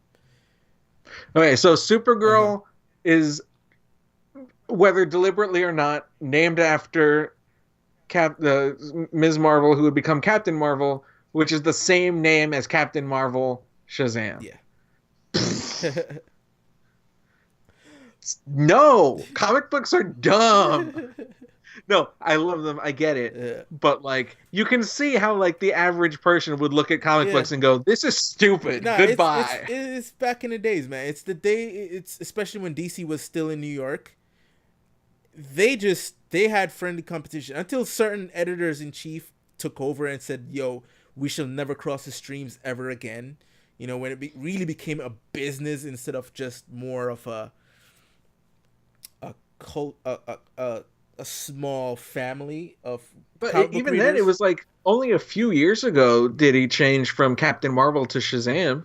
Yeah, it's in Mortal Kombat versus DC Universe, he's Captain Marvel. Yeah, that's what I'm saying. It was really when corporate really buckled very down recently on things, but like that actually started a little bit earlier with corporate sort of buckling down on their properties and saying, okay, we're not going to cross the stream, because like, you know, DC and Marvel crossed over a couple of times, the Amalgam universe, and then they did a Justice League versus Avengers crossover. Well, Justice League / Avengers crossover in Superman and Spider-Man, right? Also, Yeah, they've done that, and then they had friendly competitions, like with Power Man, Power Girl, uh, uh, uh, Wade Wilson, Slade Wilson. Uh, Yeah. what else? Both of them had Captain Marvels. You know, yeah, they didn't care. It wasn't like, oh, I'm gonna sue you. It was just like, okay, my character is better than yours. That was the mindset back in the days. It was just like, I'm gonna create a better character than yours. Not And it was like, no one's reading this anyway, so let's just go Yeah, nuts. it was the Pepsi versus Coca-Cola era, man. Whereas Yeah. like you can show both of them, but I'm cool with that. I never understood how both companies got it. Like, how did they get away with that? Like a Coke in both But because they commercials. were both well, it's weird. It's different with I think in the comic books it's a case of there's no all publicity is good Yeah, publicity. Even if they're fighting, people want to see like that. how do you show a trademark product in another product to say I'm But in better than terms yours? of Coke and Pepsi, I think the case is they're both just making so much money that who Yeah, they cares? don't care. Yeah, so Um, so like it was okay, so Crisis on Infinite right. Earths. So What is that? so now the comic book was their way to get rid of all multiple Earth and make one Earth, which didn't last very long, right? As a matter of fact, I think Infinite Crisis brought all the multiple Earths back because they, Well, you burn it down, you build it yeah, up, you burn it down, yeah. you build it up. And then I think Final Crisis tried to bring it down, and then Flashpoint brought it and then bring it down at the same time. Blah blah blah. Anyway, it goes in cycles. Now, Final Crisis on Infinite Earth. Now, how are they going to approach it for the CW?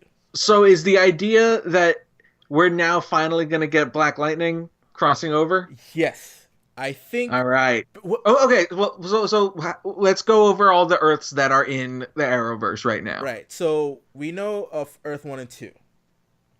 Right? 2's had Wells, one of the Wells from there, and Jesse Quick is from And there. it has the Justice League also. Yeah. Um, We saw their names on the phone. yeah. There's Earth 38, which is where Supergirl is from.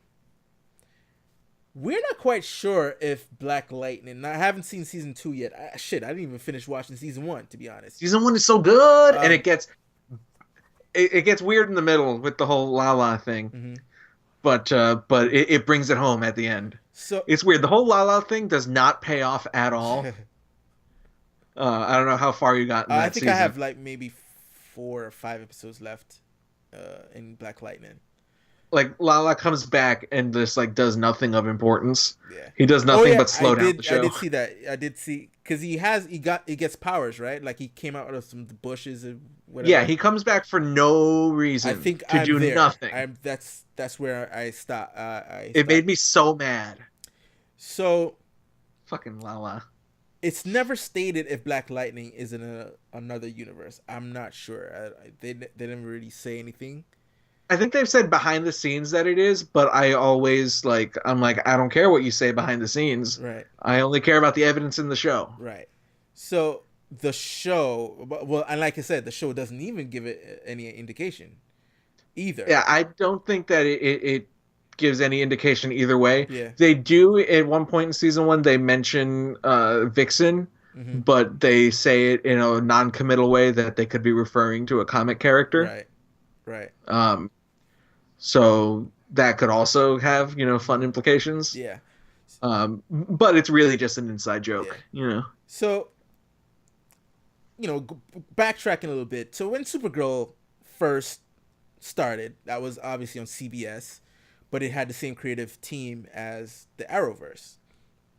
And, because it was on 2 different networks, talks of them merging talks of them crossing over was never really, on the agenda, except for the fact that both Flash and Supergirl are Glee alumni.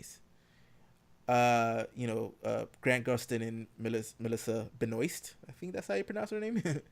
They're both from Glee, and they're both great singers. That musical crossover was so good. Yeah. So they, a lot of fans said, "Oh my God, they should totally team up." But the thing is, Supergirl was shot in L.A. and Flash was in Vancouver. And the whole background story of having Superman already existing in this world was that would be a tough sell. So this, in a way, them having to go with a more Earths other than just Earth 1 and 2. I think they did introduce the concept of Earth 2 by Flash season 2. So that wasn't which is the same. Thing. Is that the same season? Flash season 2 and Supergirl, or was that season 3? Shit, no, I can't remember because the Harrison Wells from Earth 2 was introduced in the second season. Yes, he was introduced in the second season. So yeah, they did. So it was in the same season that they did do the Supergirl crossover. Yes. Now, because the fans wanted both the characters to interact, then they had to use that analogy. It's Earth, but it can't be Earth 2 because they already explored Earth 2 at that time, and no Supergirl was in that Earth. So they didn't say Earth 3. I think they didn't name what Earth was until I think season 4 Flash or something like that. So it was Earth, or maybe Invasion. Yeah, they say Earth 38. Yeah, maybe it was that. So although they do have Earth 3, that's where Jay Garrick. Yes, he's the other one is from. Yeah. So, and the trickster who looks suspiciously like the Joker. Yeah. Well, because it's Mark Hamill who played the trickster. Yeah. And he was trickster in the 90s Flash, which I was a big fan of, and I was sad when he left. That's how old I am. Yeah, I got CWC'd on Apple TV, and they took it down before I got to watch it. Yeah, so I was a huge fan of that show, and fun fact, the score, the opening number, was from Danny Elfman, who did Batman. Huh. Which it sounded exact, because I mean it's not like he was being Danny Elfman was being lazy. They asked him, give us a Batman-esque score for this opening. So he just basically just used the same chords and just kind of changed them up a little bit in different sequences. So they've got those Earths, 1, 2, 3, 38. They briefly mention, obviously, Earth X. So it's 50. They established there's 52. Well, 53, because 50 there was a hidden Earth. Yeah, they said 52 and 53, but like other ones have said endless. Yeah. So, and I think in Elseworlds, don't they do something? Don't they say a higher number than that also? No, they actually Elseworlds. Funny enough, it has nothing to do with multiple Earths. It's taking Earth 1 and reimagining it Earth 1. Changing stuff here and there. The main villain, that's what he was doing. The only reason Supergirl got involved is because, without spoiling it, she was a factor that could prove certain things for the main heroes of Earth 1. So she was like a little, come help us because some crazy stuff is kind of like here. Ant-Man in the Quantum Realm. Yeah. Like not affected by everything that was happening. So that was a strange thing that they, you would think they Elseworlds, because Elseworlds is based, they took that title because of whenever they wanted to tell like a weird Batman story or a weird Superman story that doesn't have any continuity, they just slap an Elseworlds label on it, and that was their version of What If, right? Yeah. So I see. I know What If, but Spider-Man the 2000 video game, What If mode. But then the Elseworlds crossover really wasn't that, so it's kind of like wasting the name Elseworlds. They even had the same logo and everything, but it was like, it wasn't really Elseworlds. It was just, well, it's kind of it's a canon What If, right? Yeah. It's like the villain shakes up the universe and is like, look what I did. Yeah. And then they've got to do stuff. I don't really know. I do have one question about that, and maybe it's a tiny bit spoilery, but I want to know. I remember seeing on Instagram a picture of like all the heroes lined up, not all of them, but a few of them, and they had John Wesley Shipp Yes. in like his old timey Flash outfit. Is he that Barry Allen? Yes. He's the night Yes. because, and to signify that he is that Barry Allen, I mentioned that Danny Elfman score earlier. Every time you see him, you hear a snippet of the Danny Elfman score. That's really cool. Yeah. Well, so by the time I get to Elseworlds again, because I'm watching this stuff on Netflix, I will have watched that show also. Nice. Because I've wanted to watch that show for a long time. When I finally, a couple of my friends have Apple TVs, and so I've been at their places, and I went there to watch it, but it wasn't on anymore. That and Constantine were off, so I wound up watching Birds of Prey instead. Right. But I assume that both of those are on the DC universe. Probably. So, and I do plan on getting that before too long. So that's probably where I will watch. And I have to look this up here. I don't want to say it's that for a fact, but I think the Mark Hamill's Trickster predates his Joker. Oh yeah, which sounds so even though it's like 90, right? Yeah, and then the Batman wasn't until like 92, 93. Yeah, 92. So, but the version of Trickster he plays sounds like the Joker, right? So, oh yeah. So he had a. That's so cool. Yeah. That he's Barry Allen. Yeah. So, but that actually is a disappointment for me in Elseworlds. That Barry Allen shows up for a little bit. It's a little tiny bit more than a cameo. Yeah. He has a significant role in it, but it's small. Well, it sets it up. He can come back later unless he dies. Then another part that really I got me excited, but I was like, oh man, you probably shouldn't have did that, because they shot at the original. Shouldn't have done that. They shot at the original Kent farm, from Smallville. So when they went to Earth 38, the first shot is the camera panning, doing the tracking shot to the Kent farm, and you hear somebody save me. Oh, that's funny. And I was like, but I knew, because I was wondered, are they gonna sneak in Tom Welling in there for? That's more of a wink than a real. And then they showed Taylor, what's his face, as Hodgson. Yeah. I do really like him in the role. He does, even though he gets his ass kicked a lot. No. He gets his ass kicked a lot. Yeah. Well, have they fixed that in this season of Supergirl at least? Because the problem I had last season is that she gets beat up by everybody. Did they buff her a little bit this year? I'll say this: if she does get her ass kicked, it's a story reason why that happens. Okay, because I feel like I'm not the only one who complained about that. Mm-hmm.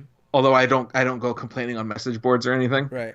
But hey, maybe I should. I could be an influencer.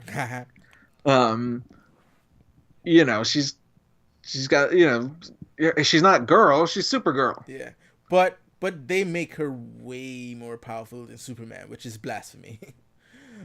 Oh yeah. I remember some people getting mad when he says you beat me fair and square. Yeah, it's and it's more of that in this. There's more of that in this, to the point where it's like, come on, no, it's a little much. Don't do that. Yeah, you don't want to Mary Sue it, because that just gives fuel to the haters who are like, Supergirl, yeah, Superman should be. What about men's rights? I don't care if technically Kara's older, because when she left Krypton, she was older than he was, just a baby. But this guy had 30 odd years living on Earth to master his powers and to consume all that sun, and has more experience than you. There's no way Kara Zor-El is way powerful than Superman. It's just no. Yeah. So I don't know. I guess this show is called Supergirl, so I guess they had to, Hopefully they don't do that when they do Batwoman. Oh, by the way, speaking of that. Well, yeah, I mean that's the whole thing we haven't addressed yet. Yeah. This one, I actually don't want to know if she was all, if she's been in Gotham City if that's a different Earth, if that whole thing, that I don't want spoiled. Okay.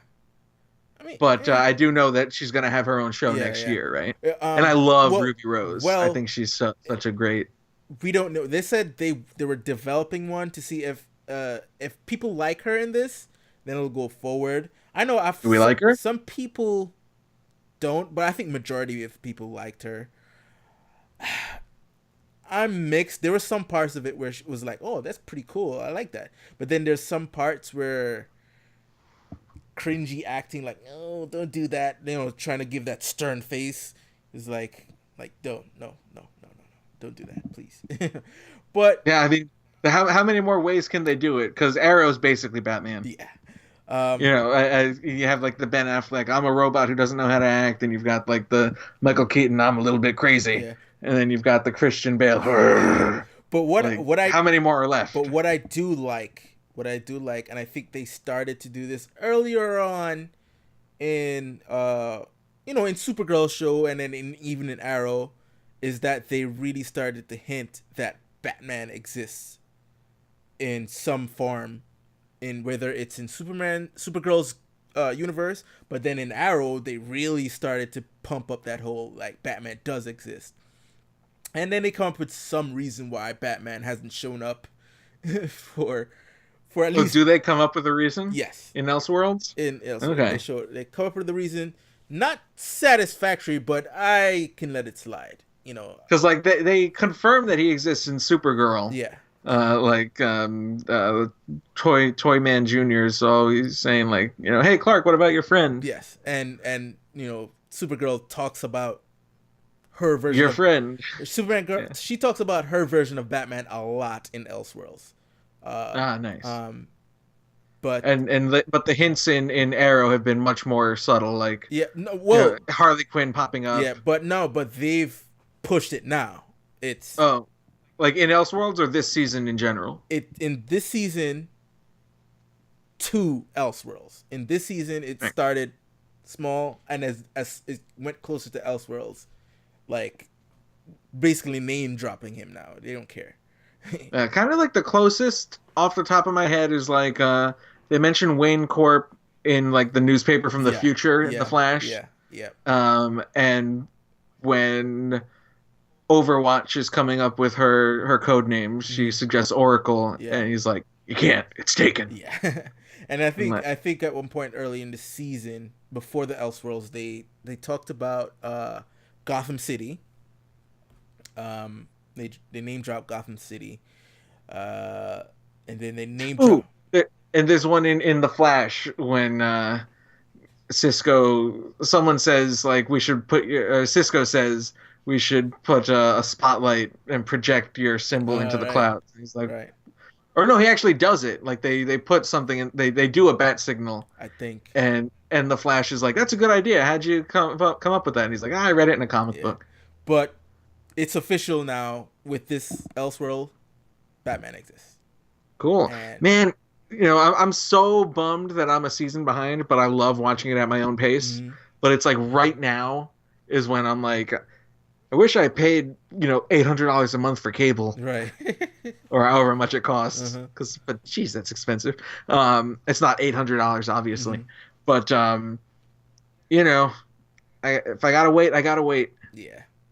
And I've still got like 20 I think about 20 episodes, like 10 of The Flash and 10 of Arrow. It just sucked that it's good that WB made, WB, CW, whoever, they made a deal with Netflix to say it as soon as the finale hits, they drop. Even though I don't see them following that rule all the time. Because sometimes I have to wait 2 weeks after a finale for a show to drop on. I think they said 10 days at most. Right. But the downside to that is I would catch up on some Arrow, some CW shows on Hulu. Exactly. And especially with the superhero shows where like they cross over so like slyly sometimes. Yeah. It was great in Arrow. They had the Flash on, but he didn't even appear. Mm-hmm. He was just like, I got to catch up to the guy from Lost. What's that? Michael Emerson. Yeah. I gotta catch up to him. Oh, there's no way you're gonna reach him in time. He's like, wait, let me make a call, and it just cuts to him getting flashed, getting flashed. And he's like, thanks, and he's like, I took care of it. Yeah. Yeah, I just got to the end of like that arc, and I'm a little bummed that like Diaz is gonna be the bad guy now. Okay. Is he gonna be good? So, I will say this: he does become an imposing villain later on. Okay, I mean, because like I'm into the idea of the lackey becoming the villain.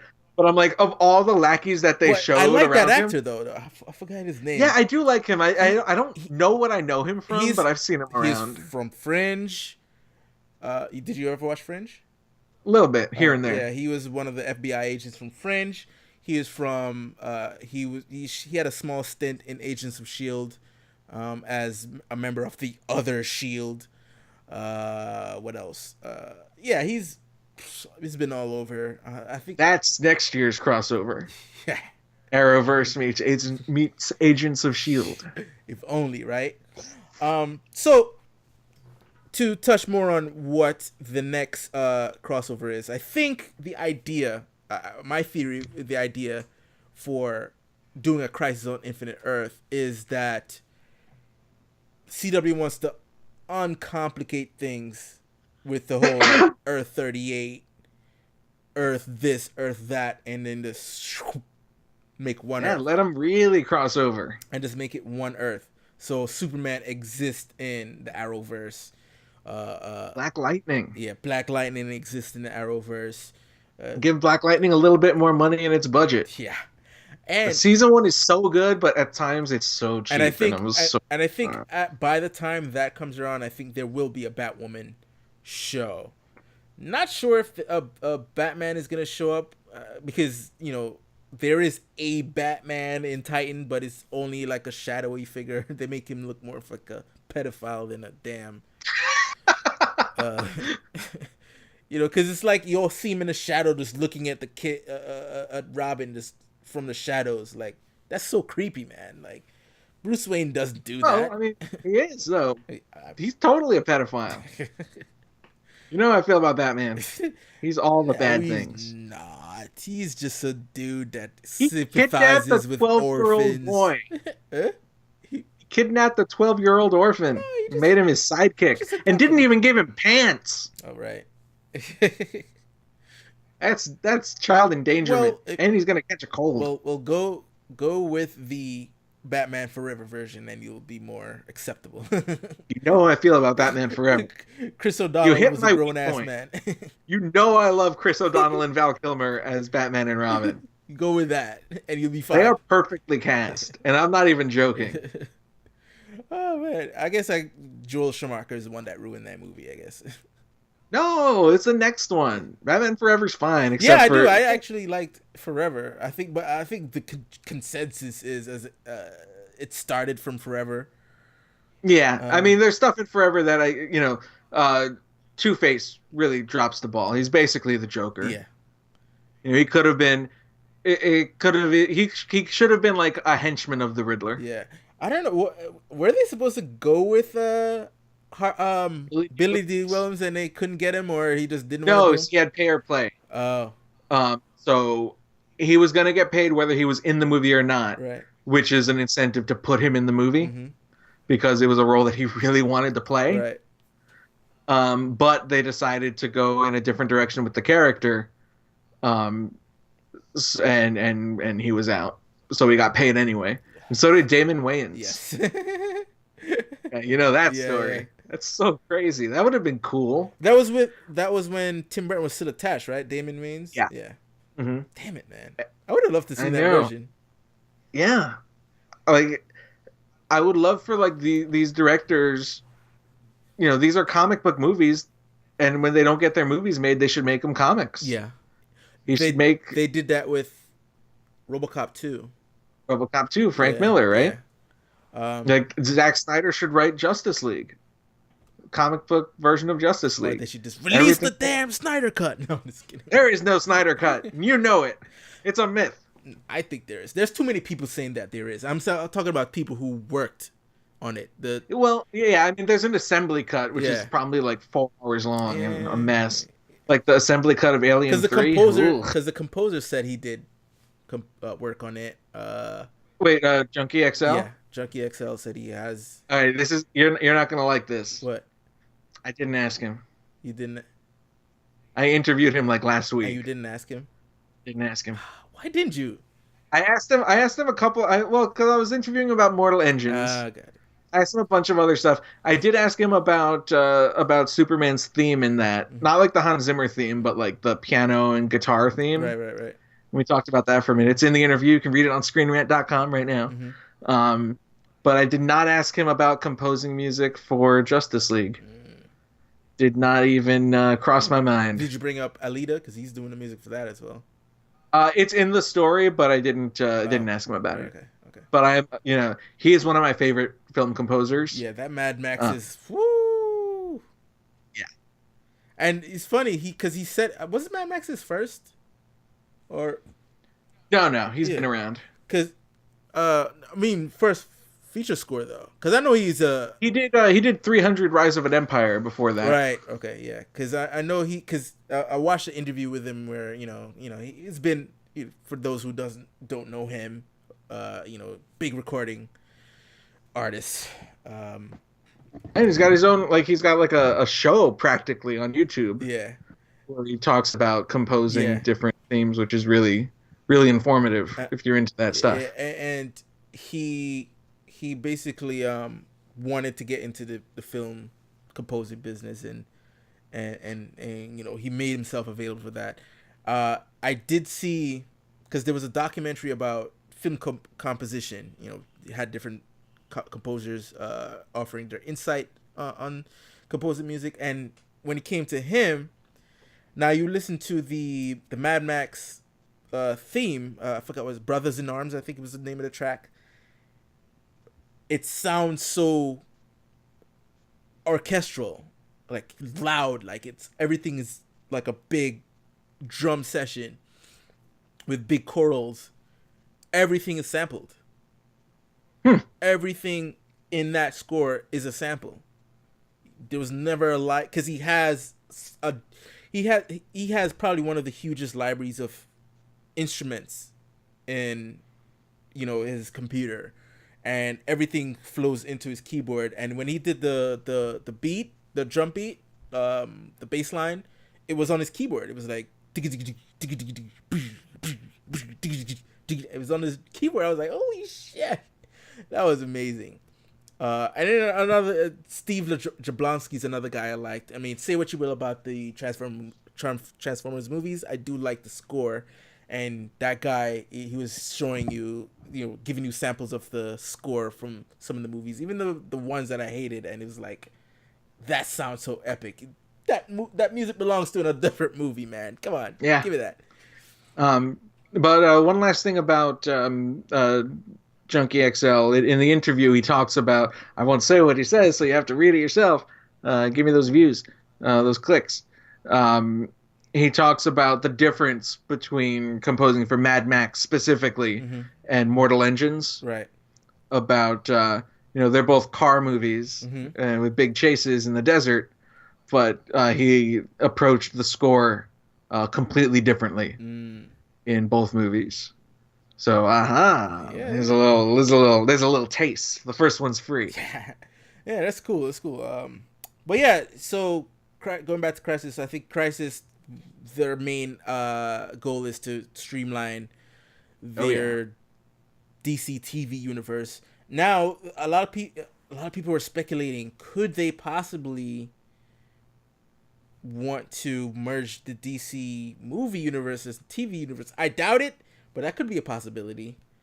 It could be. I don't think that they would. I think the most we can expect is Ezra Miller to pop up in The Flash. Probably. Just because they're not making any freaking movies about him. Yeah, because what if they decided to scrap? Because that Ezra Miller movie keeps that movie is scrapped. Yeah, it is scrapped.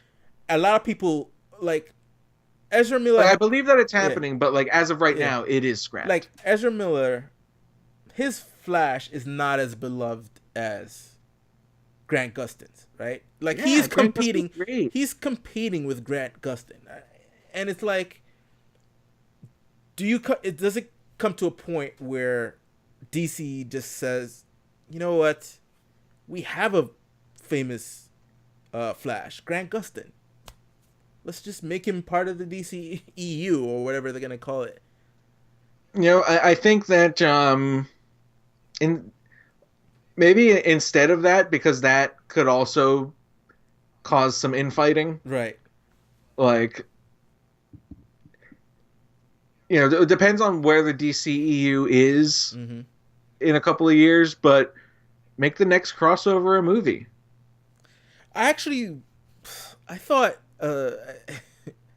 if DC had their way, that Crisis on Infinite Earth would have been a movie. Yeah, but they're not there yet. It would have been there. They can't get their act together to put together a story that could lead up to that. It would have been, because you can't just do Crisis on Infinite Earths in a vacuum. Like you need to. It's like Avengers.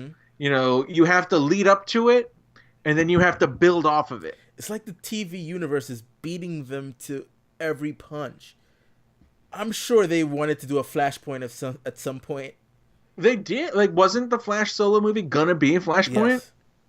Yes. But then, you know, they can't get their act together. And I think that it's a good sign that they're hinting more and more towards Batman. That they're letting Titans be its own universe. It's its own universe, right? Titans is its own universe. Gotham is its own universe. Krypton is its own universe. Yeah, it's like, it's Elseworlds, baby. But Titan... Titan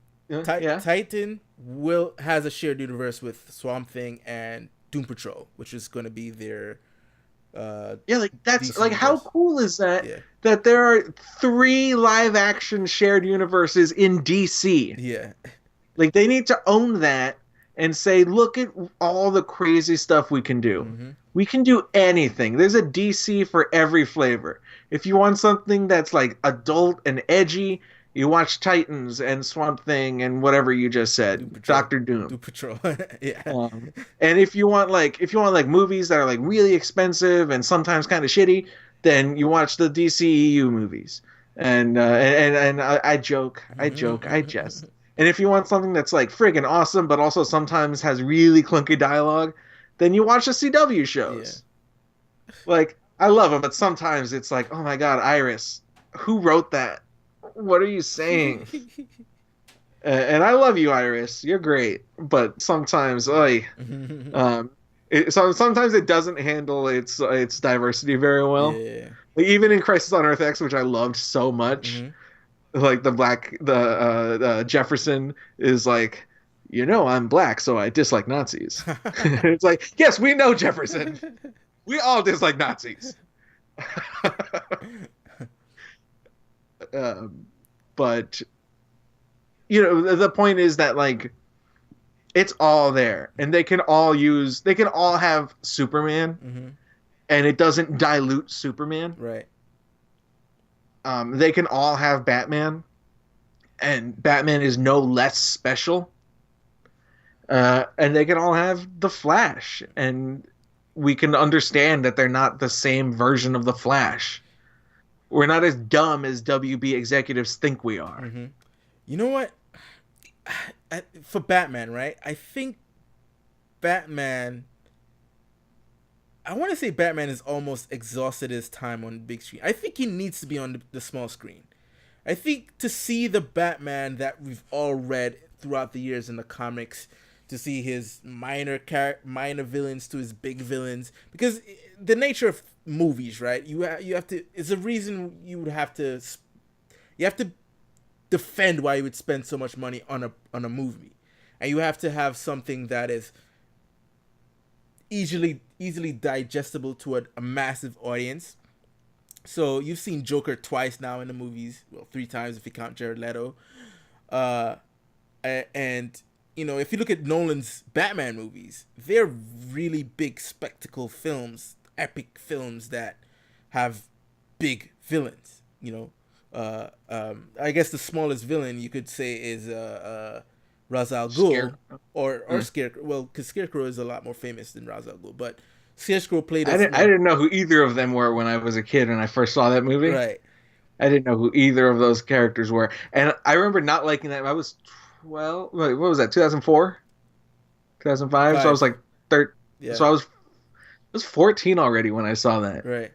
But I thought that it was like it's a prequel. It's called Batman Begins. And I was like, this doesn't match at all with the original movie. Yeah. So I don't like this one. It's making too many changes. This doesn't lead into Batman with Michael Keaton at all. Yeah. So then you have Dark Knight, which had your Joker and your Two-Face, and then you have Bane. Popular villains, big set pieces. I'd say Bane isn't that popular. Well. In the mainstream. Yeah, he did become popular based on the fact that he broke Batman's back in the comic, and yeah, but I didn't know what that was. I didn't know who he was until he's not as popular as a Joker, because Joker and most of Batman's top rogues gallery was created in the 40s, 50s. Bane was a relatively new character created in the 90s. Yeah. So true. You would that's why you can.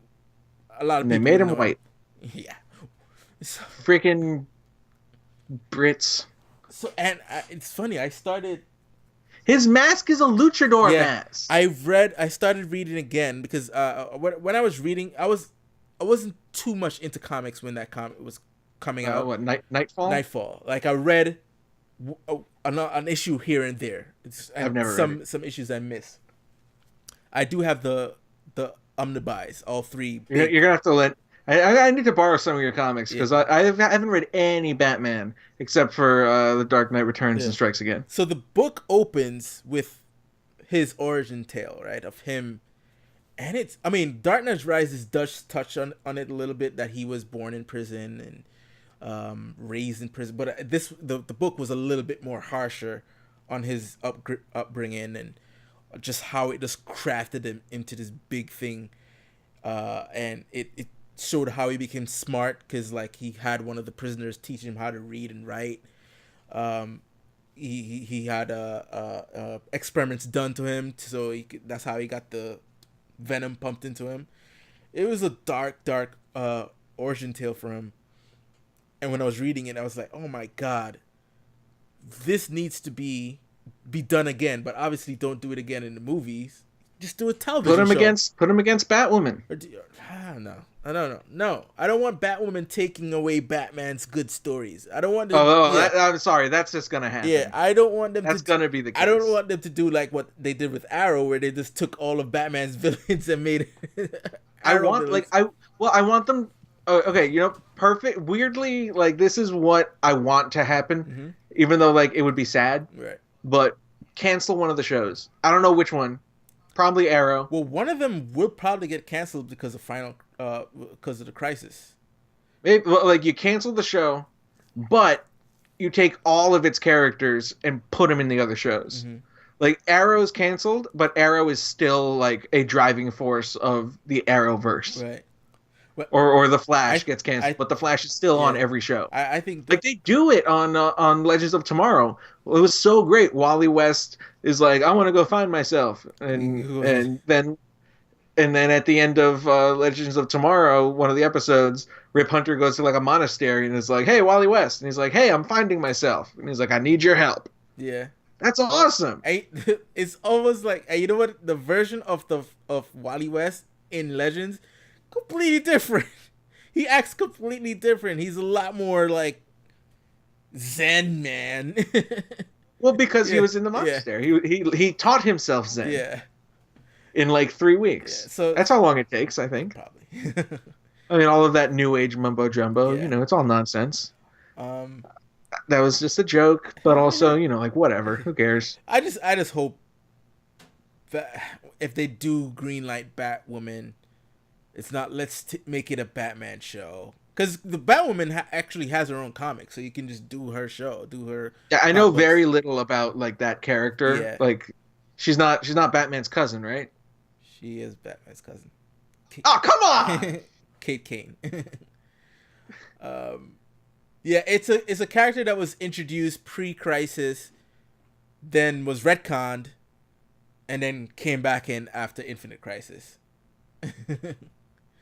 So, was Infinite Crisis? Yeah, So it's definitely going to be Supergirl, but with Batman. that's what I'm saying. I don't want it to. I mean, like, I know you don't like it, but I'm pretty sure I that's what it's going swear to to God, if they introduce Batman in that show and have Batwoman beat Batman, she kicks his ass. Oh my God, it's going to be so I'm not good. watching that show.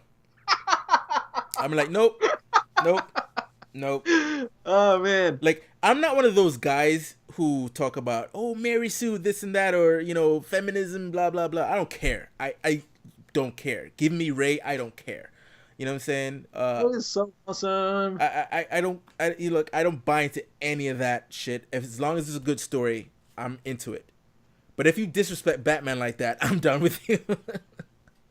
Like Batman is a character in the comic books who always wins. I don't care. He always wins. That's right. But that's also part of why I hate him so much. He's such a Mary Sue. He always wins. Just like don't do that. Are men who are Mary Sue still called Mary Sues? They have a different name. What was it? Marty Sue. No, it's Oh my God. Well, I know what they're called. They're called Batman. Yeah. He's a freaking Mary Sue. It's you watch how it should have ended. Because I'm Batman. I watched like one of those and was like, this is stupid, and I never watched another one again. It's funny. It's like Cinema Sins. I'm like, fuck this. Cinema Sins is garbage. Stay away from that. I'm sure, at least, I mean, how it should have ended is like a silly comedy show. Yeah. So like, I get it. I get it. I'm just not interested. Like I have nothing against how it should have been. Oh, Marty Stew is the male version. Marty Stew. I'm just gonna keep on calling him Mary Sue's regardless of gender. Marty Stew or Gary Stew. I prefer Marty Stew. Well, Batman's a total Mary Sue. Yeah.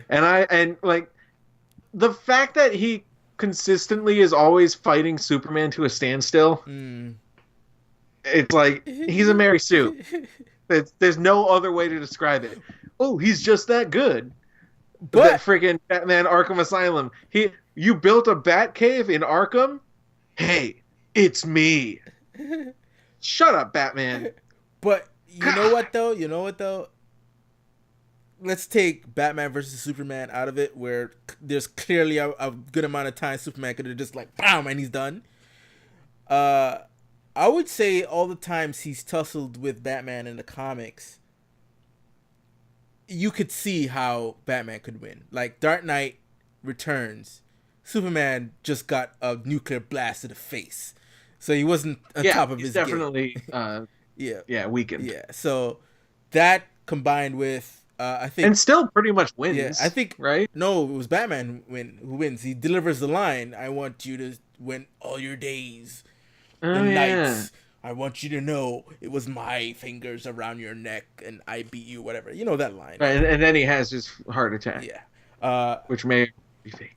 So it was a combination of the nuclear blast to the face, Green Arrow shooting a kryptonite arrow in him, and Batman having the metallic suit to sort of give him an advantage.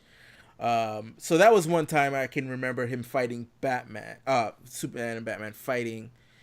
I don't think it ever happens a lot in the comics. When they did the new DC 52, they had where Batman thought Superman was like responsible for like the Doomsday, not Doomsday, the Dark Side boomboxes being around, and he boomboxes. So is he like blasting Nas? I guess. So he went to Metropolis to face off with Superman, but Superman's like, I dislike these simplistic beats. But Superman straight up like you just saw blue blur just like hit Batman across the face, and he took it to the chin and blam. But yeah, exactly. Yeah. That's how every single fight would play out. There's no like the peak of human reflexes are just no match for he's faster than the Flash. Yeah. Or as fast as the Flash. All right? Flash is faster than him on the ground. He's faster than the Flash when he flies. That's the rule that they set up. That's okay. They said, I can accept hey, that. DC set that rules, so I gotta abide by That's it. cool. Right? That's fine. That's fine. Um, I'm okay with that. but yeah, it's not too many times Batman and Superman has fought, and of course, Batman in the comics, especially for the storyline Tower of Babel, Batman has a weakness for every superhero, just in case they went bad. Yeah, they did that in Justice League Doom, right? Yeah. I saw that, which was based on the Tower of Babel story written by Grant Morrison. And one thing I do like, I don't know where it is, when it is, but it does have Batman teaching Superman like martial arts or something, and I think that's really cool. Right. Where it's like Superman has super strength, but he's not necessarily trained. Yeah. Yeah. And I like the idea of Batman teaching him how to fight in a way, or like Muhammad Ali teaching him how to fight. Speaking of that, there was an episode of Batman the Animated Series where Superman donned the costume, Batman's costume, in an episode. That's pretty cool. Yeah, so he was Batman for an episode of. Are those on Amazon the way Batman is, or was? I don't know if it still is. He may have left because of DCU, the DC universe. Because I know that Batman was on Amazon until very recently, at least. And I know it might still. They came out with a Blu-ray, a remastered Blu-ray, so that might have superseded it and took it off. Yeah, because on Amazon they were in SD, but I did watch a few of them that I had never seen before. Like I watched Beware the Grey Ghost. Yeah, that was very, very good. Let's see. Is it still on Prime? No, you have to pay for it if you don't have it. Well, I mean, I'll be getting the DCU at some point. But is it on DCU? I know Smallville and Superman, the animated series, is on there. I don't know if Batman the animated series, because that's a popular one. I think Fox still. Oh, I'm pretty sure Batman's on it. I think that's a whole Fox deal, maybe. I don't know. Let's see. You have DCU, right? Nope. Oh. No. Oh, okay. Yeah, we can edit that part out. No, I put it in there. I don't have it. I don't see any reason to get it for just Titans. No, I want to get it for Young Justice though. I basically I want it for the comics. Oh yes, the animated series is on DC Universe. Yeah. You got Batman the animated series here. You got Young Justice. The first 2 seasons is on there. Batman Returns, which is my favorite out of the 90s Batman. Yeah, like I sometimes I watch YouTube videos on my phone when I go to sleep. I want to have my computer out by the bed and like read a comic before I go to sleep every night. That would be so cool, and that would be worth all the money that I would spend, especially since most of these comics, unlike some people like you or like the hardcore DC people, I haven't read any of these. Yeah, I've never read The Killing Joke. Never? I saw the movie. The second half was good. The second half is the Killing Joke. I know. I know. Even I know that whole thing. So you don't have to read it. It's literally word for word, shot for shot. Well, I mean, I want to see the art, and I want to, Yeah. But yeah, that first, I was like, what were they thinking? Man, that's like. Actually, I think. Well, and isn't that written by like Paul Dini? Yeah, that's a carryover from his animated series where he toyed with the idea that, well, Batgirl has always had a crush on Batman. I think there was an episode where Bruce Wayne saw Barbara Gordon and said, kind of like, wow, you've grown type, but that's as far as it went. So I think he was toying with that idea since the Batman animated series, and he went full on. And like, I like the idea of him being like a manipulative, rapey, gross, disgusting old man, like who's not romantic, but is just like bad. and betraying his friends. Like, dude, Jim Gordon is your buddy. Um, But I don't like how it's like weirdly romantic. yeah. They touch on that kind of Batman in Batman Beyond and the end of Justice League. Right, because they're not friends. Like they don't talk to each other, right? Yeah. And I like that. Like by the time Robin grows up and Barbara Gordon grows up, because she's not old either. She's like a teenager, right? In which one? In Batman the Animated Series. Yeah, she's a teenager in Batman. Right. Teenager, probably college years or college. And college. Batman is this freaking disgusting, not middle aged but older guy, maybe 40, I don't know, who's like, hello, teenage daughter of my best friend, wanna fuck? Like, no, that's bad, but Batman's a bad guy. Yeah. But I think in the Kill joke, by the time he does have sex with her, she's in her 20s. But like, I like in Batman Beyond the fact that all of his old allies they hate him. Want nothing to do with him. They hate him because he's bad. Yeah, they hate that him. guy. It's Mary Sue. But I mean, you're never gonna watch Batman Beyond anytime soon, are you? Okay, no. So the big spoiler is it Amanda Waller. Oh yeah, it's like some secret program, and he's technically his dad. Yeah, it says like Batman it will always be needed, even when Bruce is gone. So even though he was born from his actual mom, and it was it's weird.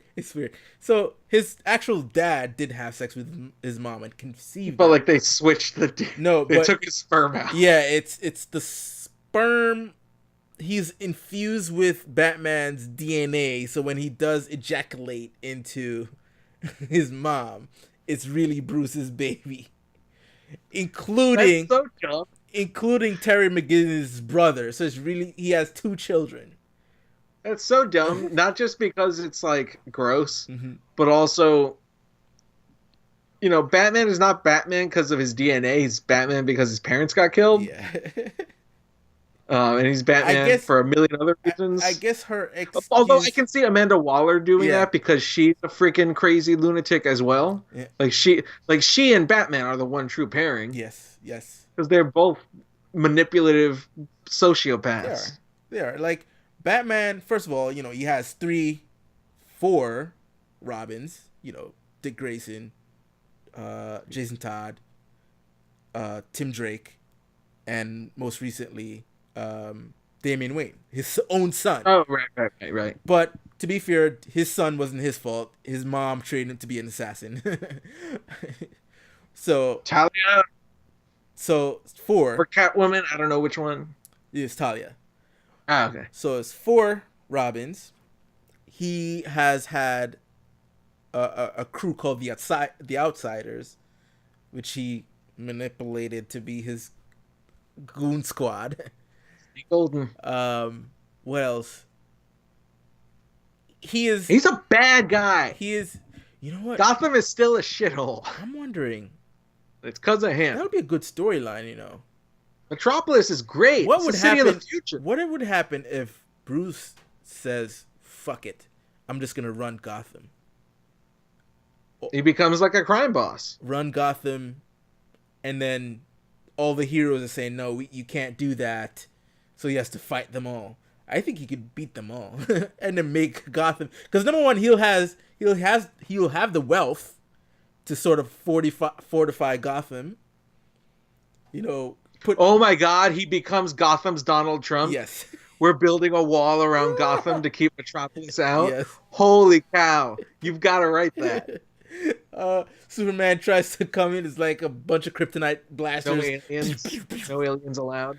Flash. Oh my God, that would be so good. Flash, every time Speed Force enters Gotham, like, ice friction and stuff just comes in to stop them cold, literally.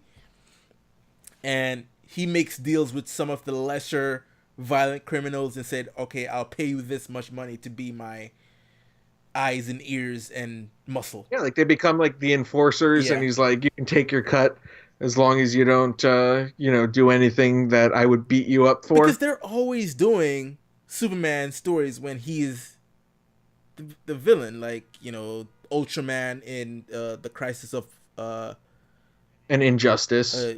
Injustice. Yeah, and they're all just ways to make Batman a Mary Sue. Yeah, so They're always like the writers are always bending over backwards to make Batman the hero.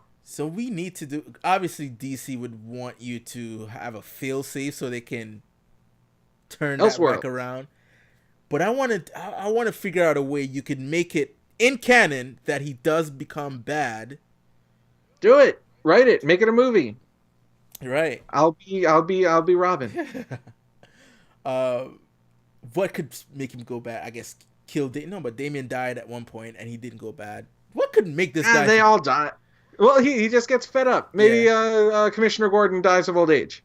And he's cynical on his deathbed, and he's like, we didn't do anything. We didn't change anything. Like the Ben Affleck Batman should have been the Batman that goes bad. Where he basically is, although they was such a great opportunity to explain why he's killing everybody instead of just having him do it because it's cool. Yeah, because they set up he says it to Alfred, right? Where it's like, how many years have we been doing this, Batman? Alfred, how many years have we? And how many? What he said something along the lines of how many good guys stay good, and how many times we took one bad guy down for another to rise or whatever. So that is the guy who should have been, fuck it, I'm just gonna. Yeah, there was so much potential for Batman to be this character who has become cynical and doesn't care about human life, but then in Justice League learns its value and becomes, the Batman that he was, or, remembers why he did it in the first place. But instead, because it's Zack Snyder, who's like one of those crazy friggin', I really like Zack Snyder's movies, usually. But he's also one of those Ayn Rand guys, those freaking insufferable Ayn Rand guys, who is a man not entitled to BioShock stuff, and who says no, Batman can kill everybody because he's superior, because he's earned it, because he knows that if he's killing people, he's only killing the right people. Are you gonna try to stop him? He's too big. This is Batman. He can kill whoever he wants because he's doing the right thing. Right. And that is Zack Snyder taking his, not even political position, but just like his own interests and putting them above character development. Right. And the best way is to intertwine those. But he chooses one over the other, and he chooses the wrong one. He chooses making Batman a mouthpiece for a certain set of ideas. And, perhaps had the movies gone on the way he wanted them to, there would have been character development in that when he changes his mind. Right. And we get like a hint of it in Justice League. Because there's the whole, he quotes the Dick Cheney doctrine. He's like, if there's a fraction of a percentage of a chance that he's a bad guy, we gotta take it as an absolute fact and kill him. Yeah. Which is Dick Cheney's excuse for killing brown people in the Middle East. Well, they might be terrorists. Let's blow them up. It was a different time. In Justice League, when they go to revive Superman, he goes, they're like, hey, this could backfire in our faces. But Batman says, if there's a fraction of a percentage of a chance that it could bring him back, we have to do it. Yeah. And that's, that sucks. Like that whole thing sucks. How they bring him back. But, I think that character development would have happened over the course of more movies. Yeah. Had he been able to make all of them. I think he had a 5-movie arc plan, I guess. Yeah. Man of Steel. And at some point Batman was going to die. He recently killed, Yeah. which would have been crazy. Yeah, Man of Steel, BVS, Justice League Part 1 and 2, or maybe there was going to be a third Justice League, I guess, maybe. Now, like, I don't know what what would have happened. Yeah. And I don't know if they would have been any good. Yeah.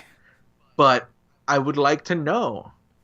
I'd like to know what he would have done. Like, say what you will, he had ambitious plans for for his movies. I'm a little skeptical just because his next movie is an adaptation of The Fountainhead, the Ayn Rand book. Right. And it's like that just seems like more of your, I'm a superior man, so no one should be able to tell me what to do. Mm-hmm. And I don't have to listen to anybody because I'm so much better than everybody else. Right. Look, I have all this money to prove it. Uh-huh. That Batman starts out as, which makes me a little skeptical that Batman would ever have the kind of development that it almost seems to be setting him up for in Zack Snyder's movies. I think that Zack Snyder is more than just a Rand acolyte, but it's just so hard to you can't get inside his head, and you can't just go to an interview and go, so what was going to happen? And he'll go, well, in this movie, this was going to happen. In that movie, that was going to happen. If interviews were that easy, I'd be rich. Yeah. I'd love to pick his brain. That would be like the interview for all time. For us. Yeah. For us nerds. Yeah. We'll have to book that. We'll book that interview. We'll call his guys. We're like, so does Zack Snyder want to talk to us? Yeah, have him on the podcast? Like, who are you guys? No. Just it'd be so great if Zack Snyder is on a podcast. He'll be like just no, follow me on Vero. You'll get all the information. Yeah, Vero. No one knows what Vero is. Nobody knows what that is, but it keeps on popping up in every Screen Rant article about Zack Snyder. Yeah, it's like Zack Snyder shared on Vero this thing. He shared on what? What's Vero? I feel like we're stand-up comedians. So we're talking about Vero today. No one knows what Vero is. Oh, man. He's like the only one on that shit. But he's using it. Yeah. Sharing a lot of great stuff about Justice League. Maybe that movie is better not made. It's better as a what if or what could have been. Like, it's almost getting annoying now when he does it. It's like, come on, man. I wanted to see that. What you? I want to see it. I wanted to see it. I don't care about the Snyder cut because even that was already too late. Yeah. The Snyder cut is not his plan for the 5-film Justice League. Look, if Richard Donner can get a cut, man, I think he could get a cut. I think we'll have to wait 20 more years. Give WB some time. I think they'll release it. I think the reason why they're not pulling the trigger right now is they don't want to seem like they are doing it because people demanded it. They'll decide what they want to do with their continuity. Yeah. And once they have a path and they are well on that path, then I think we'll learn a little bit more. Yeah. Oh. It's sad. It's impossible to know, but I want to know. Yeah. I want to know, man. I don't know if it would have been any good, but I want to know. Okay, we don't know if it would have been any good, but I can almost guarantee it would have been better than what we saw. I don't know. Because I do not know. Because I say this, although Batman vs Superman has its flaws, if I was to compare the director's cut of Batman vs Superman versus Justice League, the Joss Whedon cut, Batman vs Superman wins out. It wins out in some ways, and Justice League wins out in some ways. I think the problem is Batman v Superman is a movie with practically no beginning, because it's not. In some ways, it's a sequel to Man of Steel. In some ways, it's like skipping too many chapters. Right. It's like there's space in between those two movies that is not filled in. Yeah, they're trying to take Frank Miller's Batman into a Even with into a Superman, John Byrne Superman. like Superman is so angry in that movie even before Batman shows up. Right. Like his very first scene when he's in like was it the Africa, wherever he is. Do they Yeah. say specifically where he is? No, they. I guess you could tell because black people. Everyone's black. um, and like, when he pops up and he's like scowling at the guy, at the warlord guy, Mm-hmm. and it's like, oh hey, why are you so mad, dude? Well, they got his girl, man. He has a gun Yeah, to his but girl's head. Of course, he's gonna be mad. yeah, but she's not in any danger because he's gonna save her. Right. And Superman does that all the time. He rescues Lois Lane like every day, and he's always like smiling and like, hey, look at what you got yourself into. Yeah. Like he's never like, I'm gonna kill you right now, and I'm gonna smile right before I do it. Mm-hmm. That scene is so weird.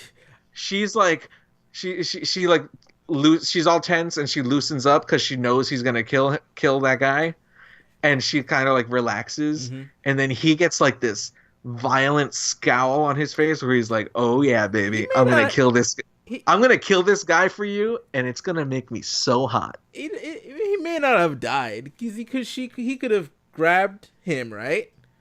Nah, he killed the shit out of him. And then dude. like have his other arm behind him to like break the wall. He's super dead. He's super dead. And then they just like have sex in the bathtub like nothing happened. It's so weird. What I didn't like like is that's a whole other podcast. They showed a montage of him rescuing people, which I felt the first one should have had. I think that would have helped a lot of people embrace the Superman more if they had like a remember the original, the Donner version, the first movie, when you had, after his introduction, you had like a montage with the music playing and him rescuing cats and saving people. You should have had something like this.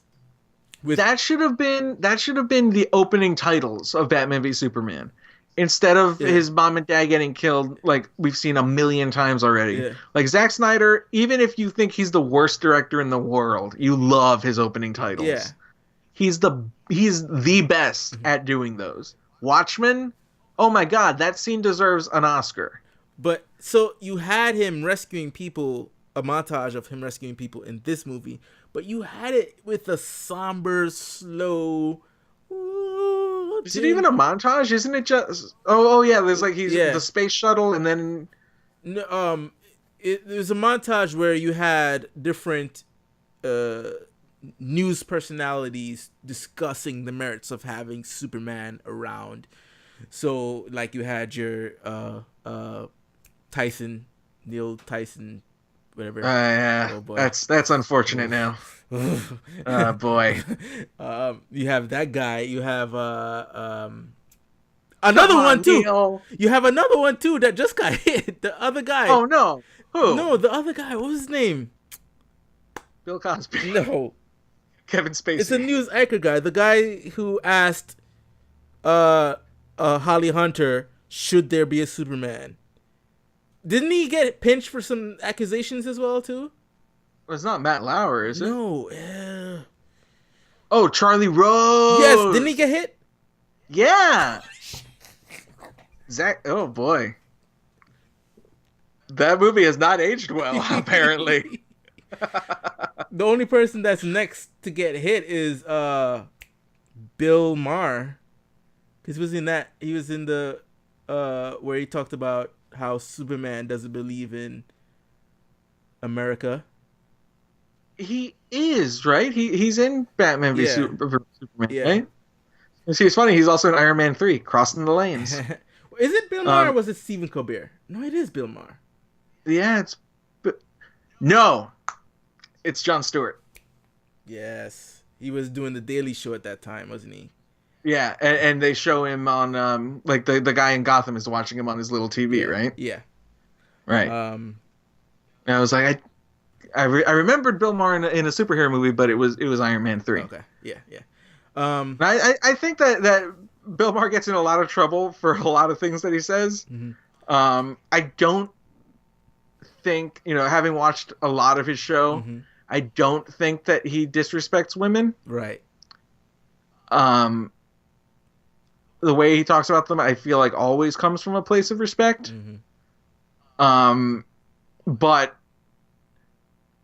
you can't tell Yeah. anymore because like you think that Charlie Rose is a nice guy, you think that Neil deGrasse Tyson is a nice Yeah. guy, but nope.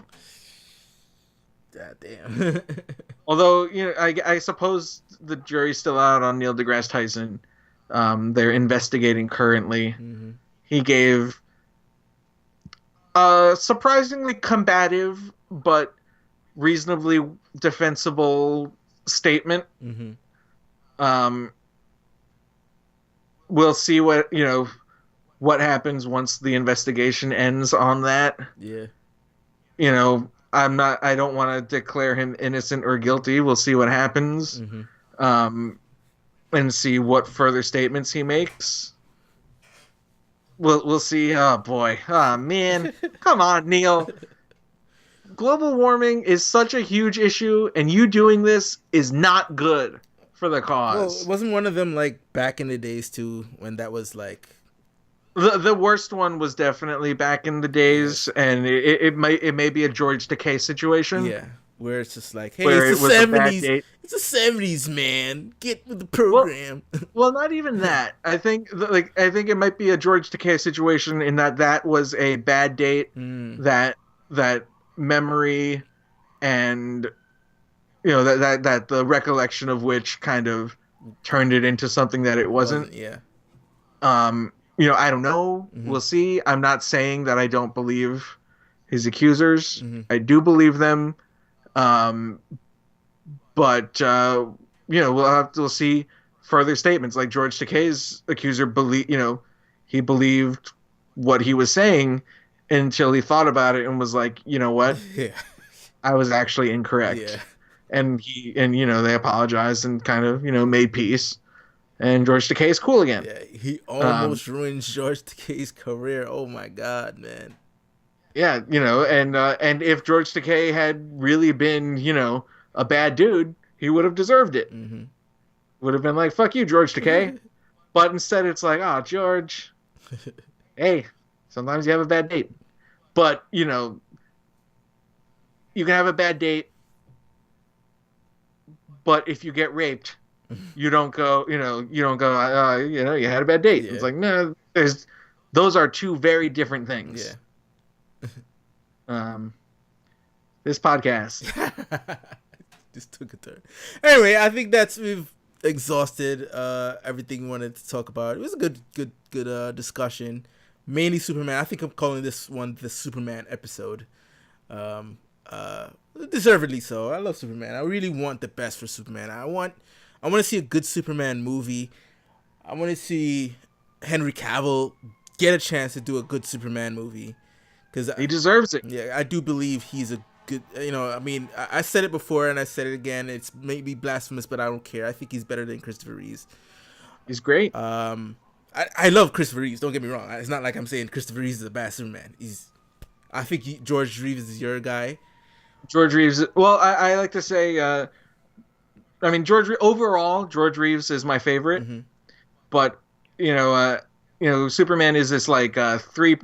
Previously, he was two-pronged, but now he's three-pronged. Mm-hmm. I think that George Reeves is Clark Kent. Mm-hmm. I think Christopher Reeve is Superman. Yeah. And I think that Henry Cavill is Kal-El. Yes. Kal-El pretending to be both yeah. Superman and Clark Kent. Yeah. Yeah. Which I think is a good angle to go with the character going in future movies, where he is this alien, which I think Zach was trying to do in the first one, Man of Steel, where it's like an alien on Earth. Try to make it a lot more sci-fi than a superhero movie. I get that. As a matter of fact, before he even did a Superman movie, I had an idea for a Superman movie that I wanted to do, which actually treated it as a sci-fi movie more than a superhero movie. He still donned the costume. There's still Lex Luthor in there, but there was more of a xenophobic idea to the movie than what Zack Snyder did end up doing. And I mean, all three of those interpretations, those actors playing Superman, yeah, are equally valid as, American yeah, stories. Like, you can be the face, you can be Superman. mm-hmm. Um, you can embrace everything that you want American culture to be. You can embrace that high ideal Mm-hmm. and be that.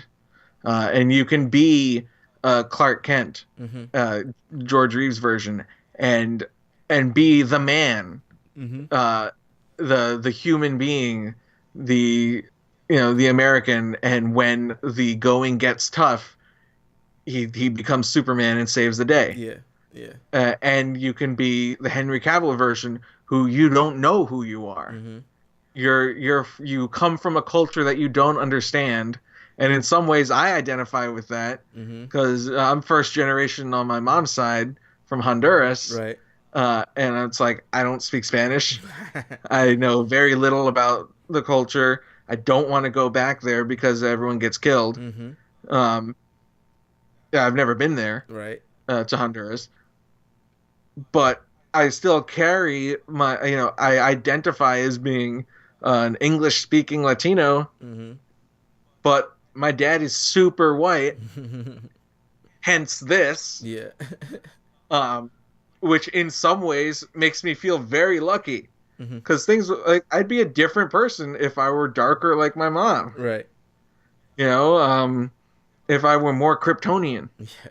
So it's almost like I'm an outsider who's only ever been a child of my adopted home, Mm-hmm. and I look like them. Mm-hmm. Basically, I'm Henry Cavill. We've got the same chest hair. Um, I'm a little bit more ripped than he is. Of course, He's been slacking. Clearly. Yeah, like, but I think that is like, Superman is that character that, depending on who plays him and depending on what part of his character they choose to embrace, Mm-hmm. he is a character that so many people can identify Right. with and identify as. And that's why he's been around for 70 years, 80 years, and why he's going to be around forever. Mm-hmm. Can't keep him down. Can't. One day they'll get it. One day they'll get us a good Superman movie around. It may not be with Henry, even though I hope it is, but somebody. It will be. Just give it a little time. It'll happen. Maybe Matthew Vaughn might get around to making his version, or Christopher McQuarrie. God, I hope Christopher McQuarrie gets it. And have Tom Cruise play Brainiac. I'm just kidding. Hey, you could be Lex Luthor. Could be Jesse Eisenberg's dad. But then Tom Cruise. He'll wear his Tropic Thunder outfit. Tom Cruise will want to do his own stunts. I want Lex Luthor to be able to jump over this building more than Superman. I'm going to do it in real life. God damn it! He's gonna fly. Yeah. Oh my god. Oh, that exosuit that he has, I want you to build build that, and I want to learn how to pilot it. No fear. Oh my god. Did you hear I wonder if this is a rumor that the Top Gun was delayed because he wants to learn how to fly a F-22 Raptor. Damn it, Tom. He wants to learn how to fly. You don't need to learn how to fly an F-22. You're gonna die. You're gonna die. You're not gonna be happy until you die. Oh my god! Because he had to control the helicopter and the camera in Mission Impossible 6. He was controlling the camera and the helicopter at the same time. So what? He's gonna control the camera and the plane at the same time? He's gonna die, man. Well, he'll die doing what he loves. He'll go out like a G. Like a G. All right, man. So that will bring us to the end. Where can people find you, Zach? You can find me on Twitter at my name, Zach Wojner, and you can read all my stuff at screenrant.com. Sweet. And you can find me on Twitter at Marky Tundra, on Instagram at Pop Culture Galaxy, and Facebook at Pop Culture Galaxy, and of course hit up popculturegalaxy.com And of course, you can email us. Email us at the PG show. Oh, well, the PG podcast at popculturegalaxy.com. With any questions you may have or anything like that. And subscribe. Hit that subscribe button. Hit that like. Ring the bell. Hit the bell. So tell them to ring the bell. Hit the bell so you can know when we drop videos. And drop a comment on any topic we talked about today. Love Superman. Help our index. Help us grow. Like a penis. It's all about you guys. What you guys think at the end of the day. So until next time, folks, I want to say peace. Indeed.